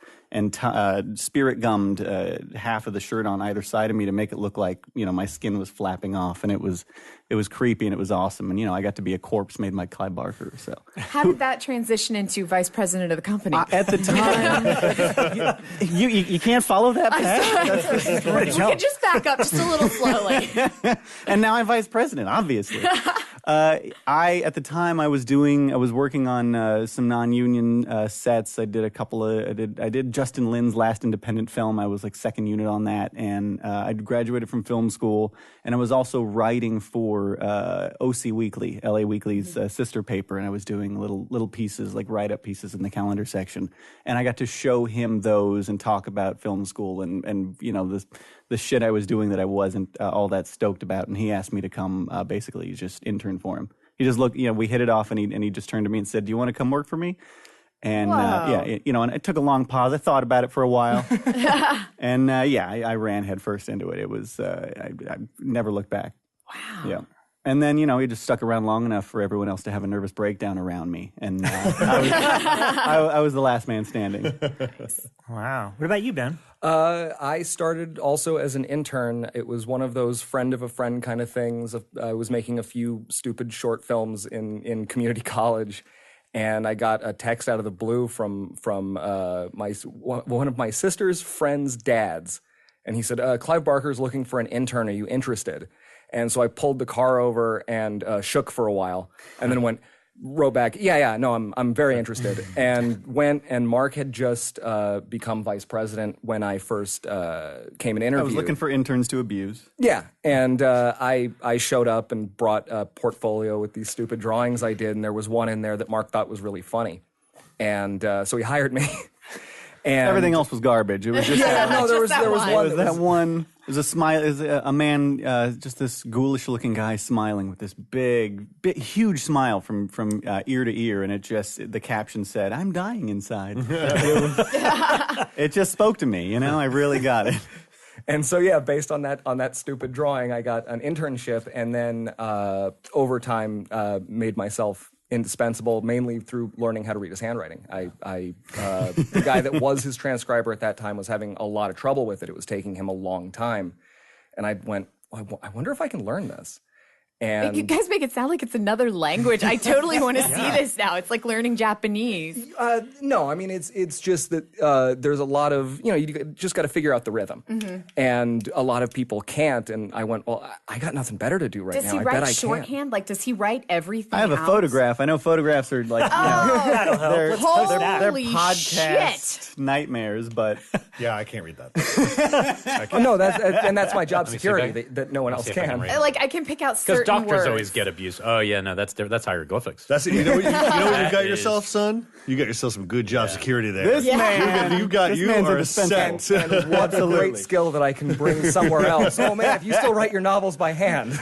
If you ever have to look elsewhere, well, what's your skill set? I can understand Clive Barker. I can understand Clive Barker's handwriting. Have you ever secretly corrected anything in his writing? No. I mean, not secretly at all. I mean, he changes every character's name to Ben. Yeah. It's this really weird egomaniacal thing. No, I mean, there's copy edits that you do while you're doing it, but it's certainly not secret. He knows I'm doing that. Yeah. Now, does he like fever dream writing where a lot of it's like stream of consciousness, or is it pretty sensical as it goes? Both. I mean, a lot of it, like a lot of them are when he's mapping something out. Yeah, it'll go all over the place. But no, once it's time to actually sit down and write the novel, no, it's very concise. It's all there. My gosh. Well, we're going to go all the way back for this episode. And all right. We're going to... We got homework. Yeah, I gave homework out homework. to everybody. Fantastic. And so we're going to start by talking about the first Barker material that we were ever exposed to. When was the very first time that we kind of heard who Clive Barker was? And Rob's going to kick us off. I was going to say, let's have our guests kick us off, and then we'll do it. Everyone's sick of hearing from me. Yeah. All right, I'll go first then. I'm glad I thought of it. My first Barker experience would be Lord of Illusions. I was 12 when it came out, and I was a very sensitive young Christian lad, and went and saw that in the theater with my dad, and I made it about 15 minutes in before I just tapped him on the arm and said, "We have to go." Wow. This is too intense for me. It was after the motel orgy and the dream sequence where the demon is on the bed. It was that 1-2 punch that really got me, and I just said, this is too much for me. And so we walked out, and we went and caught the tail end of National Lampoon's Senior Trip instead, which is far more frightening. And double feature for you. Yeah. Fascinating double feature. And years later, when I finally got to meet him, and as he was painting me into a corpse, I got to tell him that story. And to this day, he still makes fun of me every time we talk about Lord of Illusions. He finishes by saying, "Oh, but you've never seen the ending, so you wouldn't know."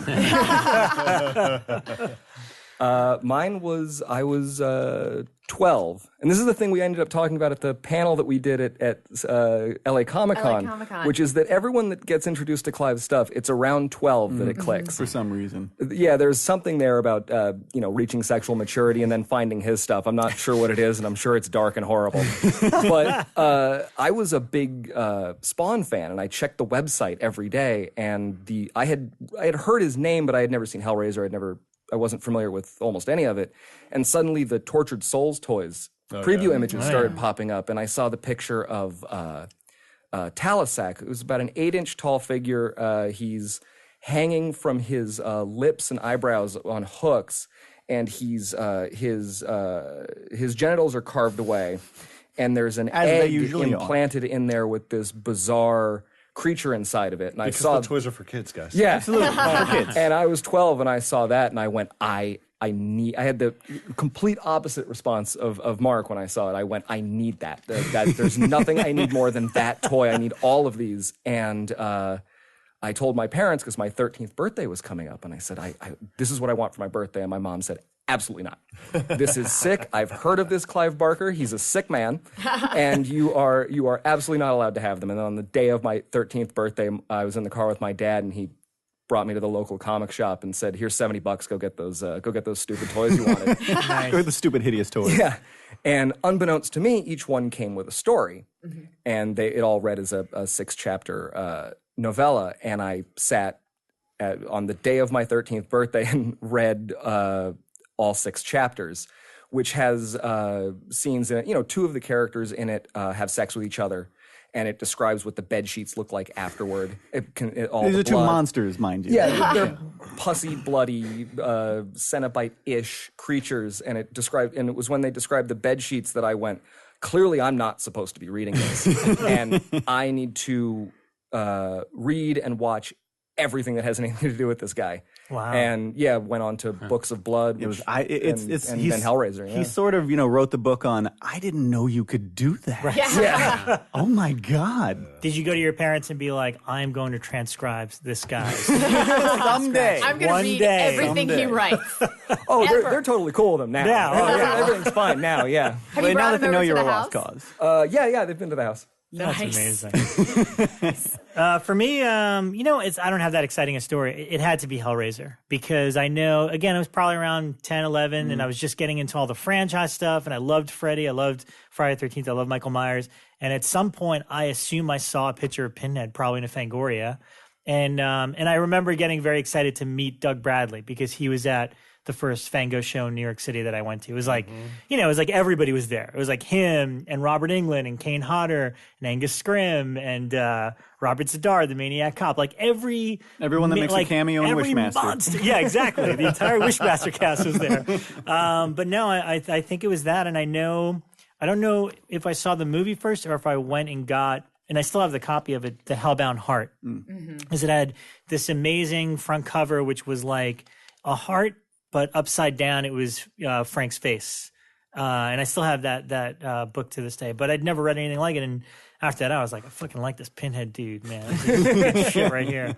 So mine was 100% Nightbreed. Nice. That's right. And I was probably about the same. I might have been 10, 11. But one of the things I first remember, I must have been on that cover, but one of the first times I read the name, and probably a lot of our generation was like this, it was the Stephen King quote about him. And there was something, because we all trusted him, he was saying in a way, and it's Clive Barker. And then I remember going, I need to see it. But when I saw Nightbreed, and this might make you laugh just because you're responsible, I feel like I'm one of the only people, when a director's cut of Nightbreed was announced, I think I was one of the only people who was like, but why? It's perfect. I mean, I'm not even kidding. I was so wait, you mean there's a better version of Nightbreed that could exist? Because I loved it so much when I was a kid. The only thing I didn't love, and I think of the first kind of cinematic heartbreak I kind of suffered as a kid, because we got it so good in the 80s, right? Everything we wanted to watch would just come, and then more sequels. When that movie ended, I just remember going, oh, I can't wait to see the next one. It probably is already out in America, because it just felt like it was the biggest lead up to a sequel I've ever seen. And I was just like, oh, cool, I can't wait. It's going to be anytime. Then I went down to my local, this is in New Zealand. I went to my local store, and there was an Amiga 500 IBM Nightbreed game. Yeah, you got the game. And I was like, Nightbreed on a game, and my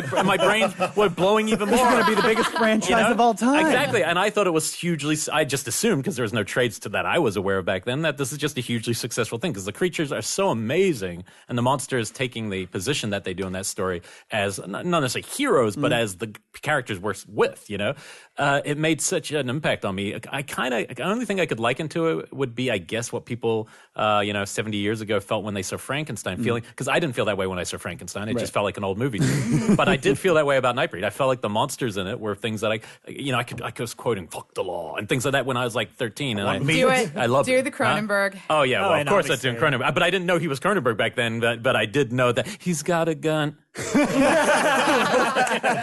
the moving out of the way that you can't see on the air.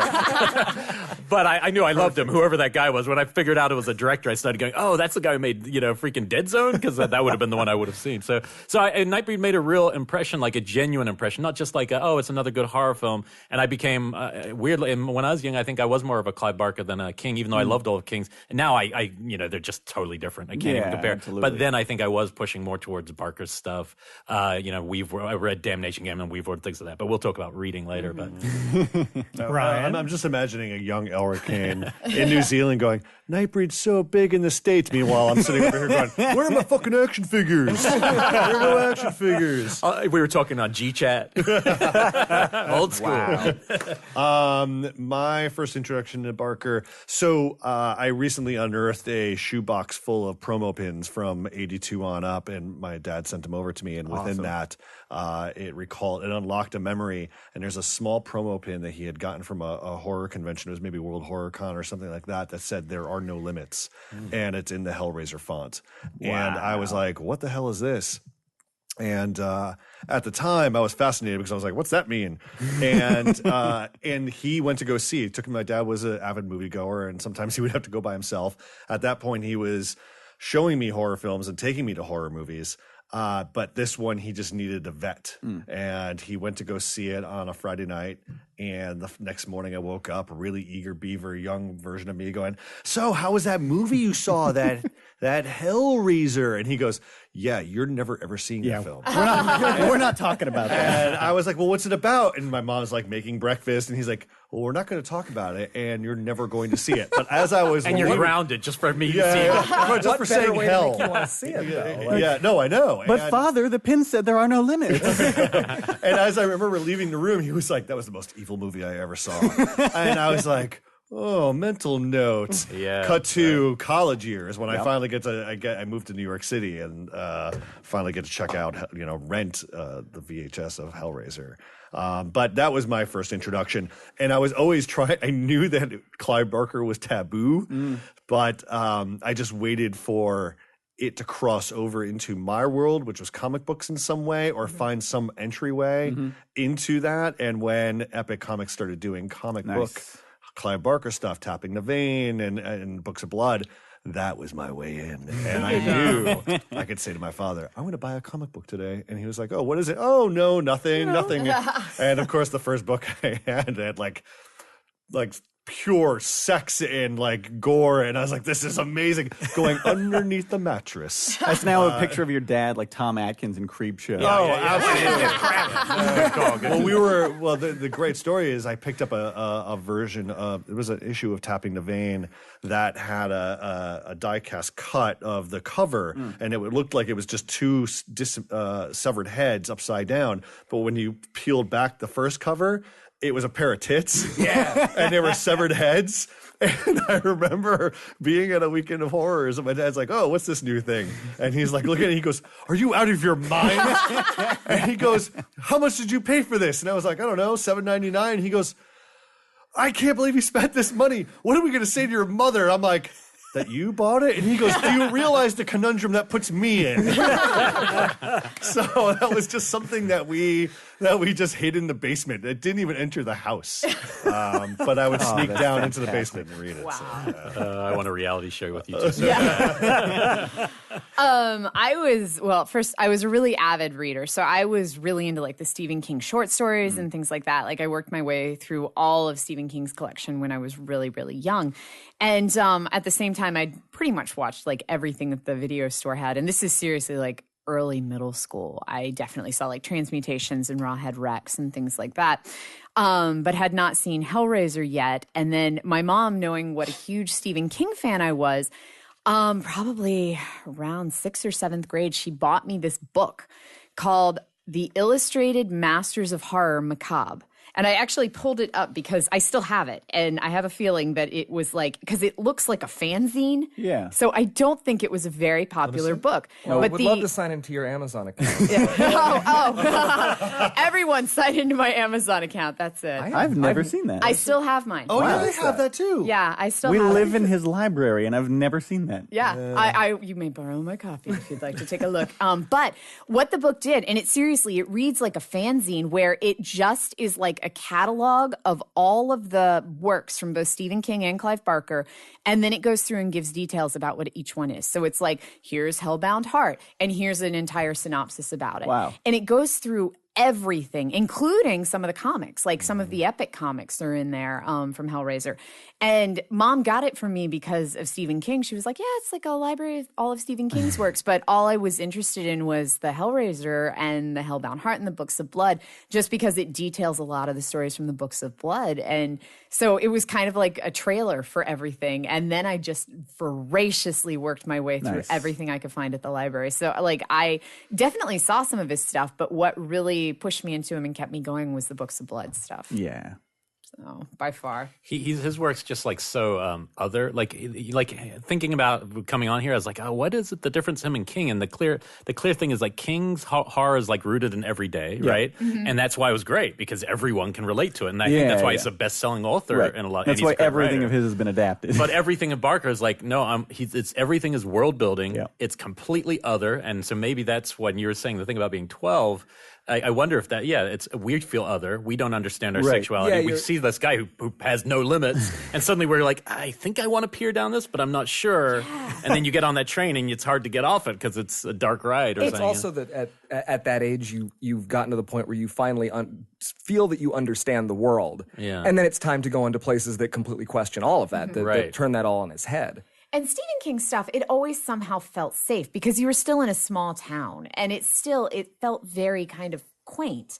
Barker, it just, no matter what I was reading of his, like even his not salacious novels feel dirty somehow and everything. So yeah, it always felt so forbidden, and that made me want to read it all the more. And made, like, I guess the inspiration, like if you're King, it seems like you were inspired because you walked down the street and he saw something and you go, that dog, I should write Cujo. With Thing, I'm like, we're reading Weaveworld as a kid going, where the hell does this come from? Yeah, like how do you create a whole world? I've heard him talk about, Big Driver is he was just getting gas. He was filling up at a gas station and he just sees a big rig driver hopping into his giant cab and he's like, what if that dude rapes people? All right, not a bad start. You talk about creating a whole world, and so when I got to go over to the Clive Barker offices to meet with these guys about the comic, I got this whole grand tour, and I have to say the one thing that I will never forget is the Aberrat painting, because you think about him creating an entire world. That painting, you know how when you guys open up the Aberrat book and it's got like the map to everything, it exists as like a two-story painting. Yeah, wow. It's 30 feet wide. Yeah, it's insane. And what's entry for this place? Is it like a little token or something? I mean, how do I get it? What do I push? You guys, we're planning our tour. Slip one of us at 20, you can walk. That's it. Right. That's a done deal. I just draw a funny face with a big smile and a dark quote, and I'm in. How did you paint that thing? I never asked. That's recently I was talking to him about it, and I said, how I haven't asked you, how long did it take to paint this? And he went, "Oh God, that one, it took forever. Almost 3 weeks." And I was just You looking at son it of a like, bitch. What? It's seriously the size of a side of my house. Yeah. Yeah. Wow. It's Well, I crazy. need to bring up because I know one of the things we have here is about meeting him and favorite experiences. I remember him touring the book of his artwork, but really, I don't think a mere book can do it justice. Like, I didn't understand Barker's paintings. Yeah. You know, Well, that's why we're currently we're on book 4 of an 8-volume art book series that we're producing in house, because and that's barely going to it's just barely breaking the surface. It's insane. Yeah, But and I mean, that's closer to experiencing the real thing because of the resolution that they're captured at. I mean, there's no way to. I mean, so many of his paintings are what's the technique? Impasto. They're practically sculpture. does he oils? Is that? Yeah. Yeah. But And they all oil, have texture. Yeah, that's the thing. Some of them Oil are is like very 4 thick. inches off the canvas. It's just insane. So there's a big difference between seeing a picture of it and then physically being in front of it. Yeah. There's a texture to it and all that. But I wanted to bring up one of my favorite special features of all time is on the Midnight Meat Train Blu-ray. Nice. And it's called Clive Barker, The Man Behind the Myth. It was edited by listener and friend Mark Pavinsky. And I can't remember how long it is. It's probably only like 10, 15 minutes or whatever. But That's where he's in the studio painting. he's Right? He's working on all the Abraham paintings. they talk to him. He's painting. Goes into the process of painting. He shows a bunch of his rejected paintings and things like that. But I think, and this goes into what appeals to me about Barker is the enthusiasm and passion in which he talks about painting and world building. Makes you feel, he makes it seem so easy. Like, it makes you inspired because you're like, oh my God, now I want to go and make shit up because he makes it look so effortless. Yeah, I was watching him paint a while ago, and I was just telling him that I thought it was incredible and that it feels like a magic trick to me. Yeah. And he looked up at me and went, no, I can teach you how to do this. And I went, no, you can teach me how to hold a brush. You can't teach me how to do that. That's impossible. Yeah. Well, and that's how I feel about his writing. When I read his stuff, the difference for me between him and King is always very descriptive and literally kind of describing every aspect of the scene that you're in. And Barker, I read his stuff and it's just so eloquently executed. It seems so effortless. It makes me want to try to be a writer because I'm like, how does he just speak directly to me the way that he's describing this world and what he's into and stuff. So Yeah, he's tapped into something else. yeah. At the house, they have, you guys have the paintings room, which is very well cataloged, where they That's have Christian. all of his. Oh, Christian did that. Christian did all of Christian that. Francis. It's beautiful, and it's just this giant warehouse-sized room where they have all of the paintings and little side pictures so that you can find everything in a catalog. But then there was the attic of sketches, which was just like boxes of stuff. Yeah. Yeah, there's like 10,000 sketches. Yeah. Yeah. And it's literally just cardboard copy boxes filled with paper that he has There doodled are on. 3 people working full time there, and we cannot keep up with him. Yep.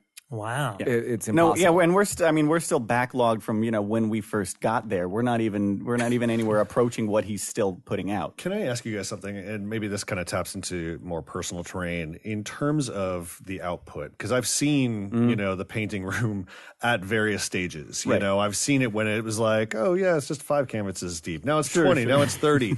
And Now it's 2,000. Now it's 2,000. And the output and the like you said, the sketches and every book that I have signed always has a little piece of art in there as well. What do you guys feel it is what's the motor that's keeping him going? What is this kind of necessity? Because it does feel like a necessity to get the artwork out there and get his expressions out there. I think that's the perfect word for it. I don't know what it is, but I think it is a necessity, and I've seen a lot of people. We'll give the tour, and people will be at the tail end of it, and they'll look at us and they'll just go, "I feel so inspired. This is amazing." Like I don't. I guess he never has writer's block, and I go, no. It's the exact opposite. Like, be grateful for your writer's block. If we can leave anyone with anything at the end of this, be grateful for your writer's block, because the way he's described it is, he says it feels like something has him by the back of his neck, right, and is forcing him to do this. Do you think filmmaking? Because I was always surprised after Lord of Illusion, because again, it was a movie I saw in theaters. I was like, wow, that's perfect. Like you never know that you never hear about studio battles or anything. Right. But do you think, jumping off what Ryan's talking about, that maybe filmmaking was a frustrating medium because there's so many blocks from pure expression, right? You can't just paint, you can't just write. Yeah, and you have to work with people. Basically, a conduit. He needs to constantly, be doing something. I'll go in there, and he's writing with one hand, he's sketching something with another hand, he's pitching me an idea as he's doing both of those things. There's always something. And the 10,000 sketches point directly to that.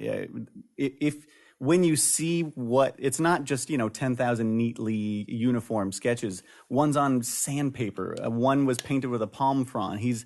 There are so many things coming at him so fast. He just needs to get them out, throw it aside, and then move on to the next one. And I've seen him paint with whiteout, with saline nasal spray, with knives and forks. I mean, it's just constantly there's a stream that is always entering him that he has to get out. And what I've also noticed is he never stands by and just watches. No, he's always getting involved. Yep. I remember we were up at the house for the Clive Barker doc that we were trying to do, the HELLRAISER thing, and we had Steven doing makeup and whatnot, and there was no standing by for him. He needed to get involved. It wasn't just I've got the team here, they're going to do their thing, they've heard my notes. It was like, no, okay, let me move this, and let me tear this piece of fabric. And so much of filmmaking is just, waiting. Right. Yeah. And that's just not how Did he make an actual choice? I mean, besides after that film, I don't think I'm necessarily need to direct anymore, or was it just sort of? studios? I mean, and then the studio sort of took the cut away from him, and he just, his mantra ever since then has been, life's too short to work with assholes, and he gets to stay at home, he gets to write novels and create worlds and get paid for it, and he doesn't have to take notes from anyone. What does he consider himself to be most of all? Like a novelist, writer, a novelist and painter. Okay. Yeah.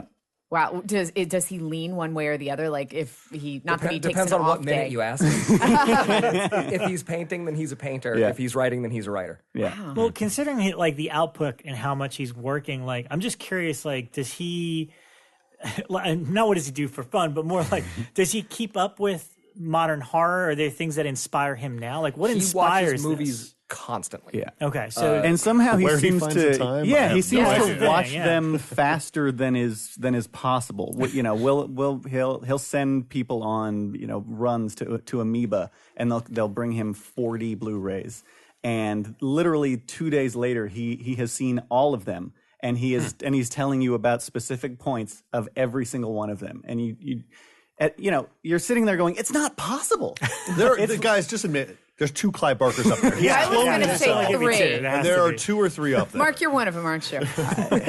All of a sudden, I'm so glad you brought me right here. now. Well, he's even involved, even recently, talking about somebody who's involved in all sorts of things. The Shudder Project Greenlight thing, he's the main, he will be the mentor figure to these young filmmakers. When I read that made me just so excited that somebody young is going to get a opportunity to meet his mind. I think that's an exciting thing. Yeah, we're pretty excited about that. We can't wait to see the submissions. Yeah, it's going to happen really soon. I think it just closed. Yeah, it closed. They're going to pick their favorites, and then that's when we get to start diving in. Yeah, it'll be fascinating. Now, have you guys met Clive Barker? I've never met him. Oh, really? Wow. No, I mean, I don't know. I lived in New Zealand. He might have come there. I don't know. I'd love to, but Well, I think Ryan has more personal experience, but I've only met him on the convention circuit, but every time was fantastic. I mean, it's funny, the level. I mean, I remember, I think it was that first book he did, A Fangoria Weekend of Horrors, and I mean, the convention was long done, and he insisted on signing for every single person. And that's the thing that I respect is he always spends.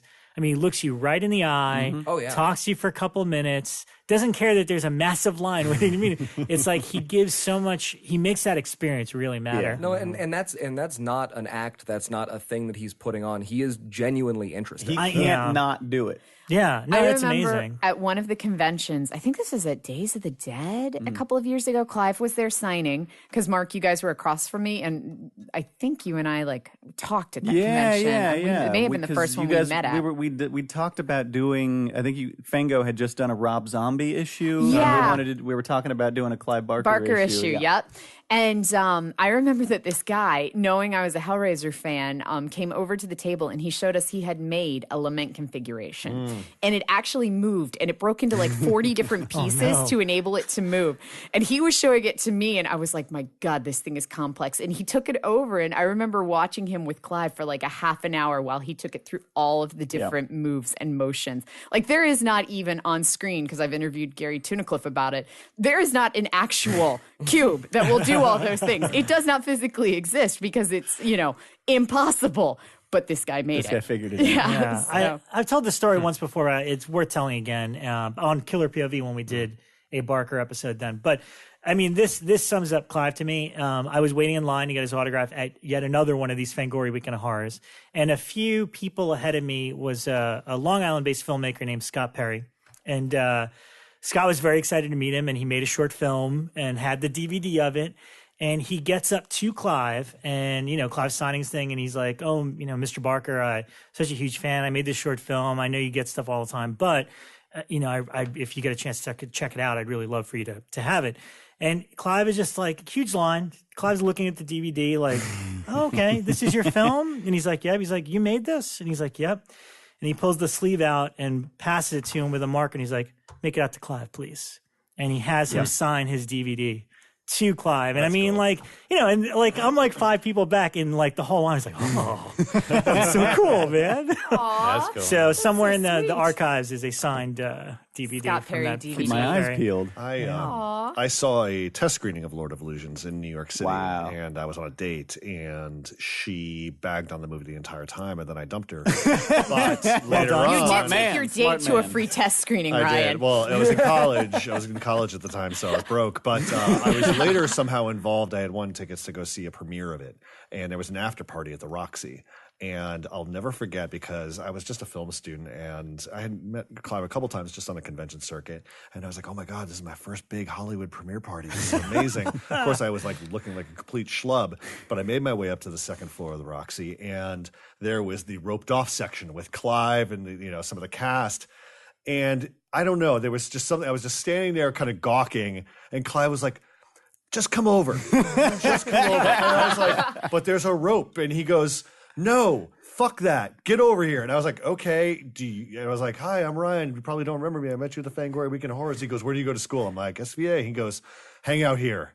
And I was like, great. And I got to watch the entire premiere with him and his entourage. I mean, at that point, everybody ignored me, but I was like, oh, Famke Janssen's really tall. And wow, Steve Johnson's really drunk. Bingo.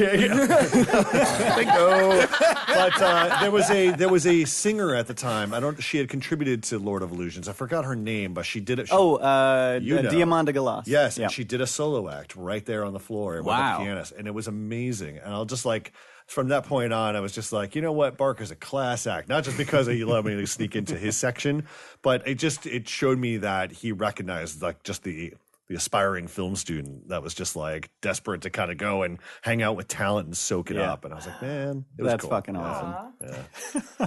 I just picture a puppy dog-eyed brother Standing at the Velvet Rope. and Clive's like, look at this kid. Yeah, look at this fucking kid. I gotta get him over here. With his Fangoria shirt. Pathetic little guy. Yeah, he's pretty amazing. There was one convention. It was post. He just had the polyps removed. It was post surgery. Yes. And so we had to put up a sign at the front of the line that said, please don't ask Clive any questions. No talking to Clive. And right, we opened up the door, and he turns to me and he just goes, make sure that nobody talks to me. And then and the first person walks up and he goes, hi, I'm Clive. What's your name? Like, no, you're already. Oh. And from there it was just. God damn it! The doctor said. He's just one of those guys in this business who remains genuine in terms of the pure artistry. Yeah. It's like, for me, it's always Clive and Guillermo del Toro. Mm-hmm. They kind of walk down hand in hand down this trail of both filmmakers and just artists. There are not many artists, and who are constantly generating material. And Guillermo does that through his notebook, and case in point, he had that thing at the display at the museum exhibition, and Clive is just constantly going. It's amazing. But even his own creations, I mean, like for me, a huge influence on me, as I've mentioned to you guys before, was the epic comics of the 90s. Yeah, and those aren't even Clive. Those are people taking his mythos and kind of running with it, which is the same thing that we just did in the new comic book. It is indeed. Yeah, But yes, those 90s comics, I mean, there were so many stories in that stuck with me. And still, like, when I look back at some of the most powerful horror stories, you know, those ones keep coming up. And I absolutely. use those all the time. Like, I'll be like, oh, no, there's a story in these epic comics. You need to read that. Who did the Yattering and Jack comic? That was Graphic Steve novel? Niles and John Bolton. And what was that for, though? Was it? That was epic Oh, comics. I remember that that one was really for well. Tapping That the one I Vein. had. Yeah, the Tapping the Vein ones It was a were cool one. amazing. The art in that was phenomenal. Oh That's yeah, my memory. no, It's and just so that's graphic. in my head. That's still the definitive Yattering. That's what he looks like. Yeah, it's kind of amazing. And actually, it's funny the epic comics having such an impact thing. I mean, that's again, I was 13 and I picked up one of the Hellraiser collected best things, and there is a story in there called "Dead Things Rot," and that's by D.G. Chichester and Mike Mignola.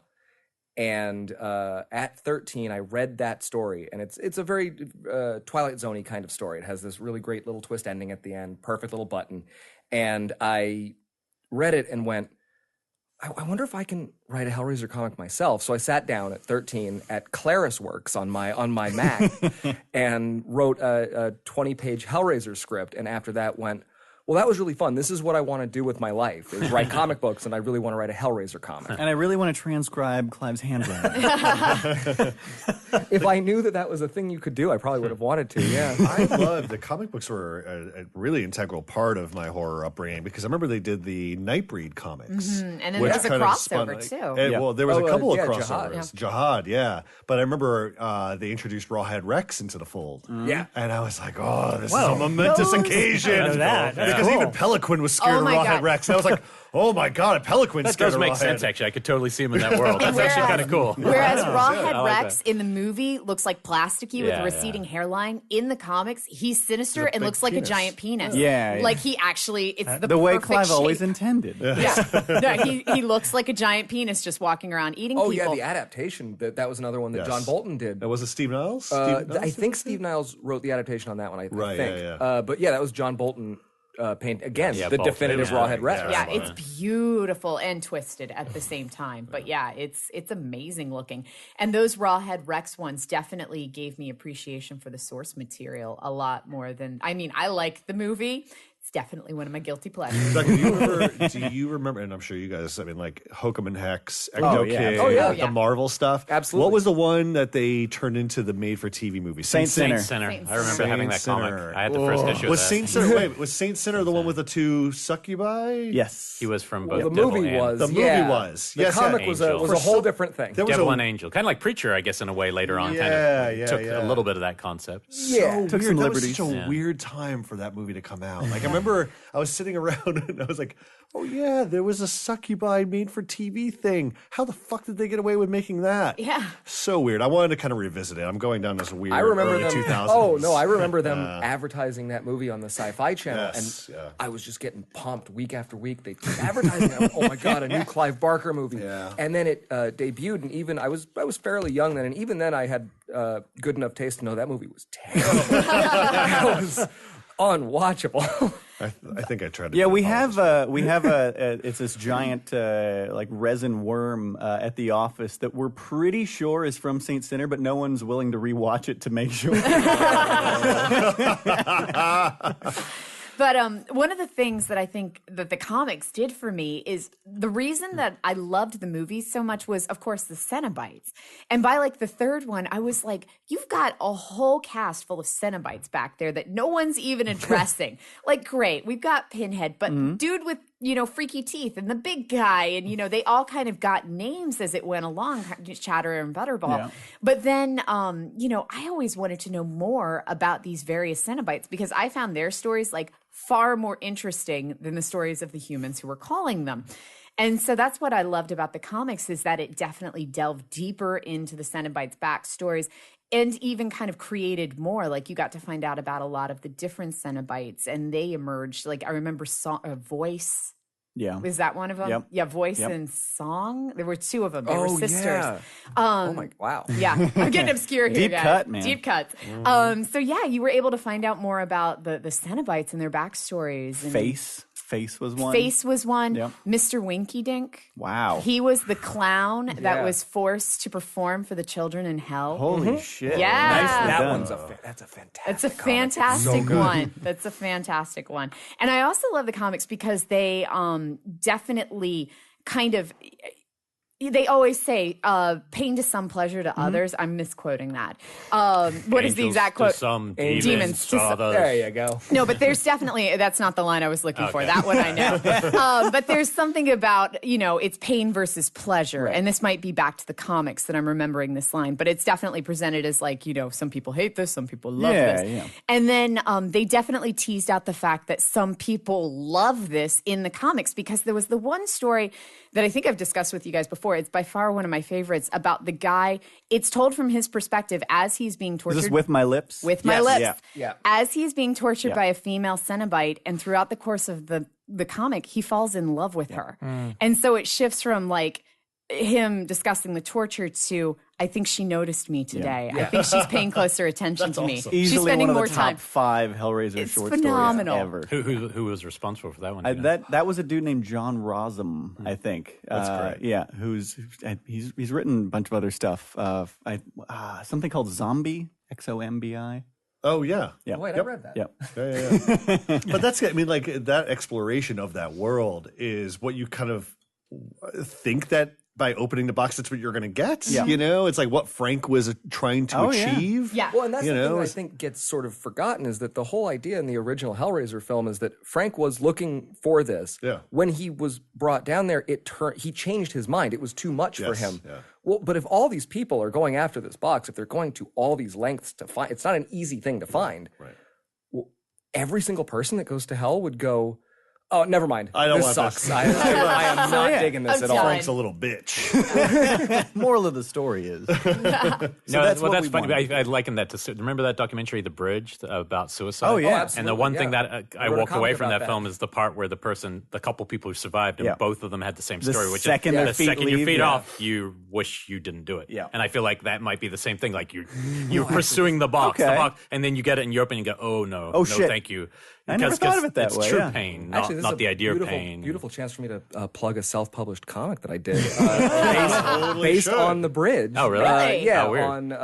on Amazon Kindle. If you search "Romancing the Bridge" by Ben Meares and Megan O'Keefe, you'll find a one-issue comic that I wrote that's based I'd like on to that. take credit that I'm a deep researcher, but, That I'm was a such lucky a son of a great bitch. segue. That was a brilliant There's something segue. I know because I do know Ryan has to sneak out in a second, and there's something I don't want him to go without you asking. You're asking where we would set Hellraiser, and I Yes. want to make sure he gets his one Yes. in Yes. because Very it's nice. a really I'm interesting So excited. yeah, idea. we will definitely go to that because I know we're getting short on time with Ryan. So one of the things that I loved about the comics and that they do in the new comic as well is you can pick up the Hellraiser universe and kind of set it in various places. So like that the box is kind of eternal and has existed long before Frank Cotton In the came Old to West, find it. per se. Per se, that might be where Just I a placed random mine. example. Yeah. So I had the guys for their homework come up with the place they would like to set I love it. a Hellraiser. Oh, I'm excited. and we have to get Ryan first. Yeah, And Ryan. the best thing is at the top of the show, Ryan said, "I'm going to just quietly sneak out," and now we've just made a Yeah, giant Ryan. Sorry, out of guys. his departure. I thought a little bit about this, but you're going to think about thematically where you're going to inject this kind of story of taboo and wanting experiences. And I actually thought, what if you just merged Mad Men with Hellraiser? Because then you John straight Hamm because no, not even just John Hamm, but the housewives of the Yeah. time, Oh, yeah. the kind of repression of Yeah, what the wives aren't 1950s, able to like kind of do their thing. Yeah, Yeah. it's like and of course that society would seek this out. It's this ultimate liberation. absolutely, a absolutely. secret So- thing that she opens only when he it's gets like to work by imagine herself. It's like, imagine yeah. Betty Draper, bored Yeah. housewife, sitting like at that. home while fucking John Hamm's out banging everything. Yeah. Yeah. And she's got the box. That makes What would perfect Betty sense. Draper do? Whoa. So that was my. I like that. like That's it. fantastic. Elric, All right, so it's Purge night. the Predator is there. All my twists go with Purge because who doesn't want to watch the box? No, actually, I kind of like this one. It could be pretty cool. Death Row, Maximum Security. So a guy on death row, somebody somehow gets the box to this person, somebody in death row, one of those. Because I remember seeing the Herzog documentary about the small death row where there's only about 11 people in the entire prison, and it's a specially designed prison where there's only a couple guards. And then there's always that guy unmarked that can get graves you in the back. Yeah. And it's like, oh, that's a weird setting that there's only these small group of people, and it's isolated, and you have someone with nothing to lose. They're going to be executed. The lament configuration baked into a cake? Maybe. Maybe it's a new guard who just passes it like it's a hand. Maybe they, when it turns into the kind of triangular shape in front of it, they just shiv somebody. It's like, well, the basic, just in my mind, I was like, I want to see Stallone's lockup, but with the box. That's it. or a Doesn't want guard to watch has that. to shove it up his rectum to carry it into the prison. Yeah. I think we're getting closer to Clive territory. Yeah. It's Shawshank. Okay, let's go with the rectum thing. Going with the rectum Purge night, thing. Okay. because we got the rights here. We got Find Ryan. someone that can solve it with their rectum. That's really something.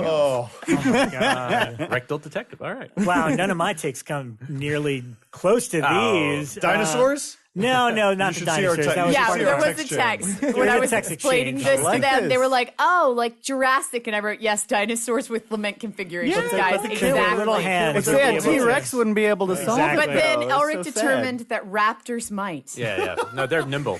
You have to wait for I love this conversation. And they'll never try to solve the box the same way twice. Yeah. I learned that from a guy named Muldoon. Oh, yeah. Smart man. No, I don't know why my mind drifted to The Pit and the Pendulum, but in particular the Stuart Gordon movie with Lance Henriksen Like and Inquisitor. the Inquisitor. Yeah. That was the setting. I was like, you know what?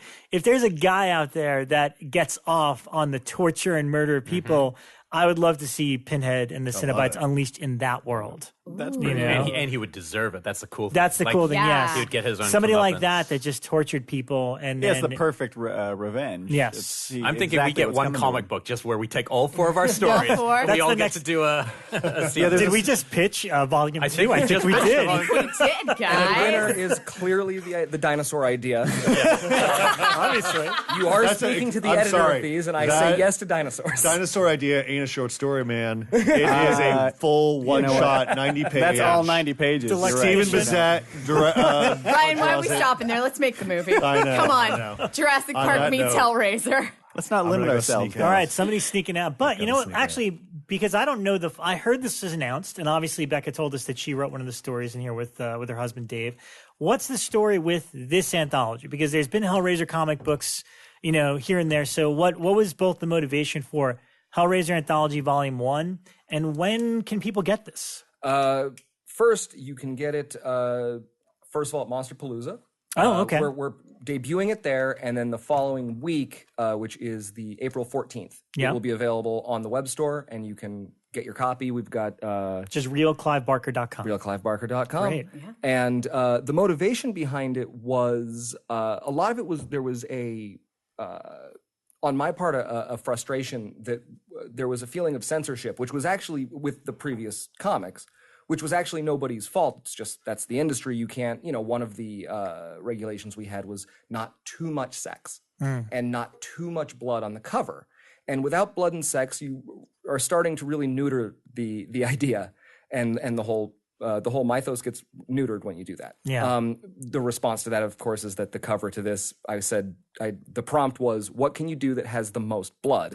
So it's total overcompensation. But basically, we realized that we all had Hellraiser ideas that we really wanted to do, and there was no reason to not do it in-house, where we don't need to worry about, is it okay to put it on a shelf? We can sell it on the web store, and it'll go directly to the people that want it the most. And that was the beginning of the motivation. And then as we came up with more and more stories and found just unbelievably talented artists and recruited writers and brought all these ideas in, it really became apparent that this was a really good call. Yeah. And it was something that I think all of us were actually a little nervous about. It's water we'd never treaded in before. And Yeah, and there were a lot of stories Clive would be pitching us, things that he wanted to see done with the Hellraiser world that we couldn't necessarily do anywhere else. there's ended a up story making by sense. Clive in Hellraiser Anthology. There's a story. It was his concept. It's called Pinocchio, Which the art on that is gorgeous. I just floated through that one and was like, oh my gosh, this is gorgeous. Yeah, that is the artist that did that one. His name is Riley Schmitz, who we found because he was doing Next Testament fan art, and he kept linking it. He tagged me on Instagram like 3 years ago, and Mark never responded to him. So somehow he found Mark's email and started sending it to him there. And Mark came to me and went, look, I don't know what to do with this kid. And I emailed him and I said, hey, your stuff is cool. Here's a 3-page comic that I wrote. Draw it. And he was, 19 and eager and went, okay. And he drew it and I went, oh man, in 2 years, this kid is going to really be something else. And so I've kept in touch with him. We've done a bunch of comics together and just, for fun. And when it came time for this, I got to text him and go, hey, guess what? You get to be in this Hellraiser comic. And he actually ended up, out of the blue, texting me an idea that became one of the 1-page stories in it. Because we've got, short stories, and each one, in between each one, is a 1-pager, sort of either mood piece or short comic. And out of the blue, he texted me. It was while he was working on Pinocchio. Out of the blue, he texted me and he went, hey, you know that old wives' tale about heroin being smuggled over the border by over the border in dead babies? And I wrote back, yes, I'm aware. And he said, well, what if someone was doing that with the box? And suddenly I went, whoa, wait a minute. And I sat down and 15 minutes later had a 1-page script because he had completely inspired me. And that became a story in there called Light Taxidermy that is one of the more distasteful stories. It's a little twisted, guys. A little bit. Well, that was really Vagina something. Dentata is also one of the 1-page ones. Oh yeah, that one. A little twisted, guys. Yeah, I wanted to do something with I came with Dentata like 3 years ago, and I've just been waiting for something to do with her because I really love her. Yeah, she's gorgeous. Great is we set out to make sure that there were, as Ryan said earlier, no limits. Yeah. And we pushed as hard as we wanted to push, and God bless him, Riley was the only one who delivered something that everyone went, we can't put that one in. Oh, yeah, well, that was for Pinocchio. Yeah, there was one panel where it wasn't even a straight-up shot. It was a silhouette of something. and it was so obvious what was going on that it was the single censorship note I sent, which was, I am cool with everything, and there's a part of me that wants to keep this in there, but whoa, this is a little much. And he wrote back, yeah, I thought you were going to say that. And so we scaled it back a little bit. But the Pinocchio story was that was a story that Clive came up with out of nowhere. Mm-hmm. He went, I've been thinking about Pinocchio. And I said, oh, okay. And he goes, what word is in Pinocchio? And immediately I was like, I'm not digging where this is going. I don't know, boss. And I don't know. The word pin. And I went, yeah, it is. And he goes, right. So what if Geppetto was manufacturing real boys to sell to the Vatican? And I went, okay, now I'm listening. What? And then he pitched the rest of the story to me, and it was so distasteful and so obscene, but at its core had this sweetness to it. And I went, we have to publish it. This is fantastic. And to mix with this really brutal theme, it's done as a little golden book. Yeah. To soften the blow. Or to make it way worse. I mean, I think it actually does the opposite of what the original intention was, and Riley was able to encapsulate that feeling so well. And yeah, it was a ton of fun. Have you guys ever seen Clive of any of the things that somebody has taken any of his ideas or the worlds, just the characters adapted, where he's just been totally, I mean, I'm sure he's liked a lot of things, but totally blown away. Like seeing him, somebody's interpreting his worlds and he's like, wow. Like the last thing I saw was actually with this comic. Yeah. I mean, he saw everything that was going on as it was happening, but he's doing other things, and the comic's a slow burn. It's a slow burn to get everything done. Yeah. Art comes in slowly, stories come in slowly. So he would pop in here and there, but I got to bring him the full printed thing, and that's when he really understood the whole scope of it. And that's the last thing I saw him really dazzled with. That's cool. He was really amazed by it. Yeah, and he's essentially like a big kid. I mean, he just loves when someone does something with something of his. And because I'm saying this out of ignorance because I actually don't have any idea. But Candyman was a huge, like, I was the perfect age when I saw Candyman. Mm-hmm. I've never heard it. I've never read what he thought of that. But I was also thinking, what would his directorial Candyman, let's say, because Bernard Rose is a very classy director. Which I think Clive would approve of, you would think. But what would, if he had directed that, I wonder what tones might have been different. I'm curious. It'd be a completely different movie, film. Of course, yeah. Because the story has a little bit of different tone to it as well, where it's much more focused on the research of the graffiti. Very much so. And it's a definite different tone. Yeah. Yeah, I mean, the whole mirror thing isn't in the story at all. Yeah. Yeah, and Candyman's a white dude in the short story. Yeah. Did he like the film as far as absolutely. okay. Yeah, because I think I've just never read that. I was just curious. It's such a great adaptation. It really is. Well, I'm curious if you guys can talk about this. There were no rights, are basically what I want to ask about. So there was no issue in terms of doing a Hellraiser comic book because that's a different world. He maintained the comic book rights. Yeah. Well, that's a good thing. Yeah. Because those movie rights. Yeah, the movie rights doesn't have those. Does he watch every one of them, incling the one with Fat Pinhead? No. Oh, okay. No. I thought he had to. Fat Pinhead's my least favorite creation in the last 20 years of It horror is a movies. pretty terrible thing. No, I always say it to people, but I don't think people quite grasp how bad that movie is in the sense that you've got the action in one room and the room next door. Pinhead's just pacing back Pinhead and forth, pacing. going, "Come on, just fucking open the box, open the fucking Yeah, box." that's It's like hanging out. jonesing to get out, and I'm like, "This is." And they're just in the other just- room debating it. That's the poorest It's one of the recasting. worst Insane. movies I've You done. You know what? I'm going to make a confession. I haven't seen a Hellraiser movie past number 4. Oh, really? Oh, wow. Yeah, Okay. and I remember Wait, that means you haven't seen what's his name, Scott's, right?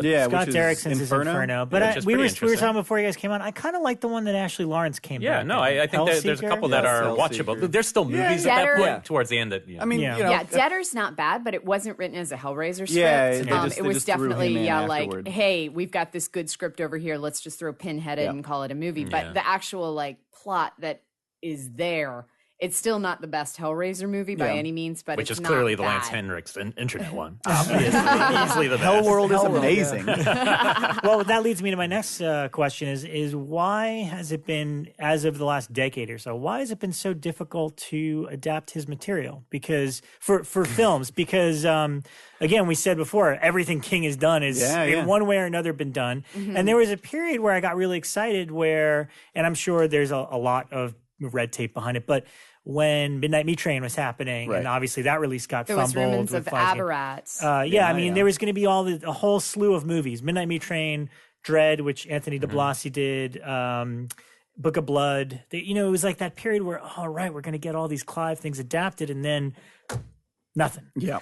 So what's been why has it been so hard of all writers to get his stuff cinematically right? I honestly don't know. Wow. Yeah, I mean, it's a conversation we have on a semi-regular basis. We don't know what the code is. It's fascinating, and there are so many projects that are always being circled and always within a hair's breadth of happening. I've heard Thief of Always so many times. Like last I heard Fox was doing it. Yeah, we had a conversation with Fox, and then that, and the other thing is the red tape thing it's an interesting world because. It's like watching two icebergs battle. It's the strangest and slowest. It's like a slow motion fight. It's the strangest thing. But Fox was fighting for Thief of Always. They made an offer, and then at the same time, we were having a conversation with David Barron, who produced the Harry Potter films, who wanted to do it. And there's this script adaptation that Oliver Parker, who played Peliquin, wrote.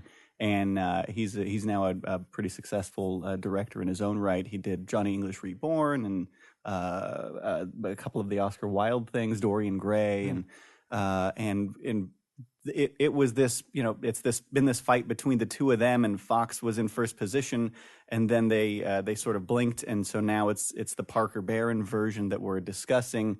And we're talking with CAA trying to get cast lined up and stuff. Oh, good. It's still in the works. Oh yeah, it's There's everything's in the works. I can't even count how many things. That's are the in Hollywood works. fear when something gets announced and then 3 years pass and you still don't hear anything about it. It's like, oh, please don't let that die. But it seems like he isn't the short hook pitch like King is, and that's a big difference. Yeah, you can't really need do an real elevator imagination pitch. to go like, hey, it's this entire other world, world, Magica, Magica. We're having a conversation right now about Great and Secret Show, and we literally just pitched it to like one of the 5 big biggest production companies alive right now.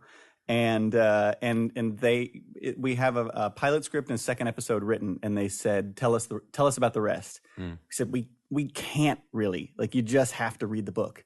And so now we're waiting for them to read the book. It does seem like those longer books would make a lot of sense now in the HBO show. Yeah. To just keep the story going and put like, real resources behind it. I was so bummed because I remember hearing that Disney was going to do Aberrat for a while.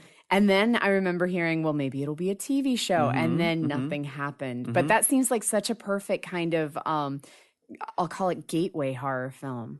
And there was just, but I'm sure that is one expensive kind of like the project. Never-ending story. Exactly. Like I can't even fathom the budget that would have to go into it. The thing about the Aberrat is it was purchased by Disney like 15 years ago, and they paid an exorbitant sum of money for it.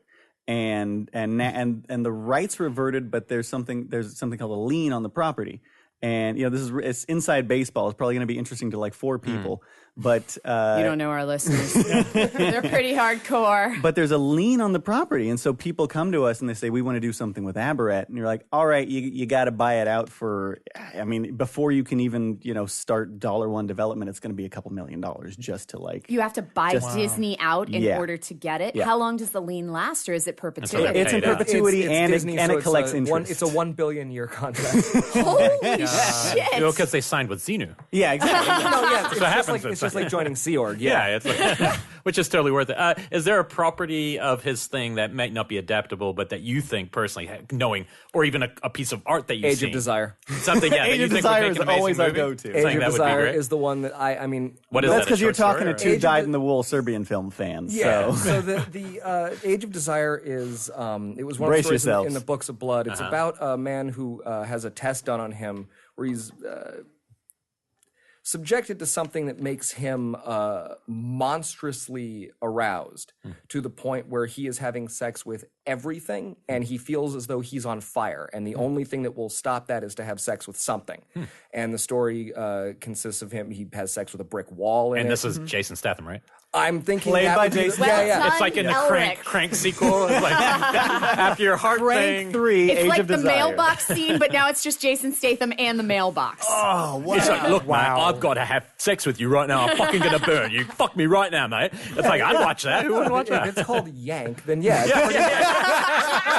pretty much So wait, where does this story go? He's having sex with a brick wall. It's not a happy ending. He essentially burns to death. Like he fucks himself into oblivion, literally. Yeah. Wow. That's pretty cool. It's for kids. But yeah, if we're talking about the ones that it's the it'll never happen, but God, I want to see it. But even if you've That's seen the a one. painting or something that you're like, oh man, I bet somebody could have even adapt. He's the kind of guy you could see just a picture and go, oh, I want to make that movie. Like that's the kind of I artist he have is, two. you know? I have 2 Clive Barker lay pipe it on dream me. movies that I want to do. One, I want to do Cold Heart Canyon. Oh yeah, That's such a good one. and No it's one ever even asks about that. Because that one, I think it's prime for right now Yeah. because it's about an actor in Hollywood I remember that. who has plastic surgery, and so his face gets fucked up because of his plastic surgery, so he has to go into hiding so that none of the press can see him. And he rents a house on Coldwater Canyon, and it's this old Hollywood starlet's house. And what he finds out is that it's like haunted as fuck. Yeah. And it's just this guy. Semi-autobiographical. Yeah, it's this guy in the house for huge swaths of the movie. And it's scary as fuck. Yeah. And so I love that one. Like, that's one that I read and was like picturing it as I was going through. And then the other one, and I don't even remember the name of the story, but I asked you guys about it when we did the Kamikaze panel because it's the one that I've always been like, man, I could see this on screen. It's, again, a guy by himself. A wealthy guy decides he wants to prove Down Satan, thank you. He wants to prove if Satan really exists. And so he decides to build a hell on earth, make the perfect house for Satan, and see if Satan shows up. And so he fills this house, he paints it black and fills it with brimstone and brings in all of this horrible stuff. And then throughout the story, he thinks he starts seeing Satan around the house. Like, things start happening. Like, he starts finding things slightly amiss. And through most of the story, you don't know if he's going insane or if Satan's really there. And so it's just, again, just a guy in a house by himself, but really well Yeah, done. I mean, when I read The Damnation Game, which was the first thing I read, is the first book of my youth, even though I'd read some King, where I actually saw a movie in my head. And it was so cinematic and dark, like razor blade swallowing. And I saw the character as a pale guy, and it's like a Harry D'Amour type character, like the main detective. But I saw it. I didn't read it. I saw it, and maybe that's a key to his work. Is I don't know how I haven't read it since then. I don't know if that would be a good right, but the images are still. But there I could see it, and yeah. I think that's a really rich. It's like if you can create visions in others' minds, you're onto something. You know, he's got the vision, but if he can also light the fire in what we're seeing, that's kind of something special. Wow. Yeah, Damnation Game would be a great one. Rob? I don't know, Mr. Be Gone, I guess. Even though I think that'd be a tough one to adapt, but I love that. I always book. saw Mr. Be Gone as like a Secretive Nim style, Don Bluth animated hard R rated. Yeah, film. it's really amazing, and this will be a good way to kind of tie things Wrap up. us up. I need you guys to find out why this is not publicly available and how to get it on the website or anything. The greatest thing I've ever seen Clive do is it's like a 6-minute interview with Craig Ferguson. And every time it comes up online, it gets pulled down. Like every time I search for it, it just doesn't exist online. Really? I don't know what it is. But basically, it's when Mr. Be Gone came on and Clive went on Craig Ferguson. Have you guys seen this? Absolutely. No? Okay. It's my favorite interview he's ever done. He's hilarious.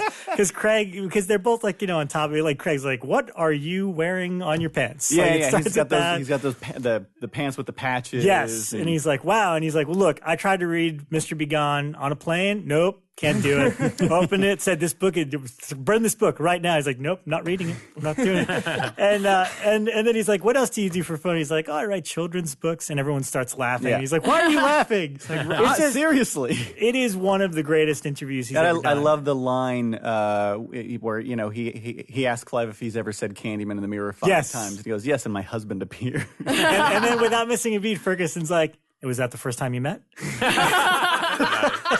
It is great. It's great. Cool. Yeah. So I don't know why that one keeps once in a blue moon. I didn't know it kept getting taken down. I never see it online. Yeah. It keeps disappearing because I always say to people, have you ever seen when he was on Craig Ferguson? And I try to find it and it's not online. So maybe you guys can get to the bottom of that because it's a great little mystery. Mystery begun. Yeah. Okay, guys, tell us one more time where everybody can find the comic. All right. So the comic is available at realclivebarker.com. It's also available at Monsterpalooza. And on the Sunday of Monsterpalooza, if you come and check out the comic, Pinhead will be there. He'll make an appearance. And he will sign your comic for you. Like the actual Pinhead. This like isn't he's going to sign it Pinhead? Well, or Elliot, who's to say? Or however he's feeling that Or day. He'll sign it Christian Francis. He'll sign it Christian Francis. We'll see. Wait, is Fat Pinhead going to be there? No. No, Christian Francis. Maybe in one of the signature booths. I'd sign up. And also at the web store, we're doing a special promo code. If you guys are listening to this and you want to go on there and buy something, put in the promo code Shockwaves, one word, and that will be that'll give you 20% off for anything for the week after this is this Holy airs. smokes. We'll put that up on Facebook and Twitter I didn't know as that was well. happening. It's amazing. Cool. Nice little surprise for anyone that made it to the end. Oh my God! Yes, Good your call, reward. Well, thank you guys for coming on. Really appreciate it. This Thanks for having comic us. looks This was a amazing. blast. Super proud of Long Bekah. time, Thanks, first time. guys. Yeah. Thank you so much. This and we'll was see like you a guys. total dream for me. So Yeah. Yeah, thanks, this was guys. Me too. Awesome. We will see you next week, everybody. Yep. Thank you. Bye.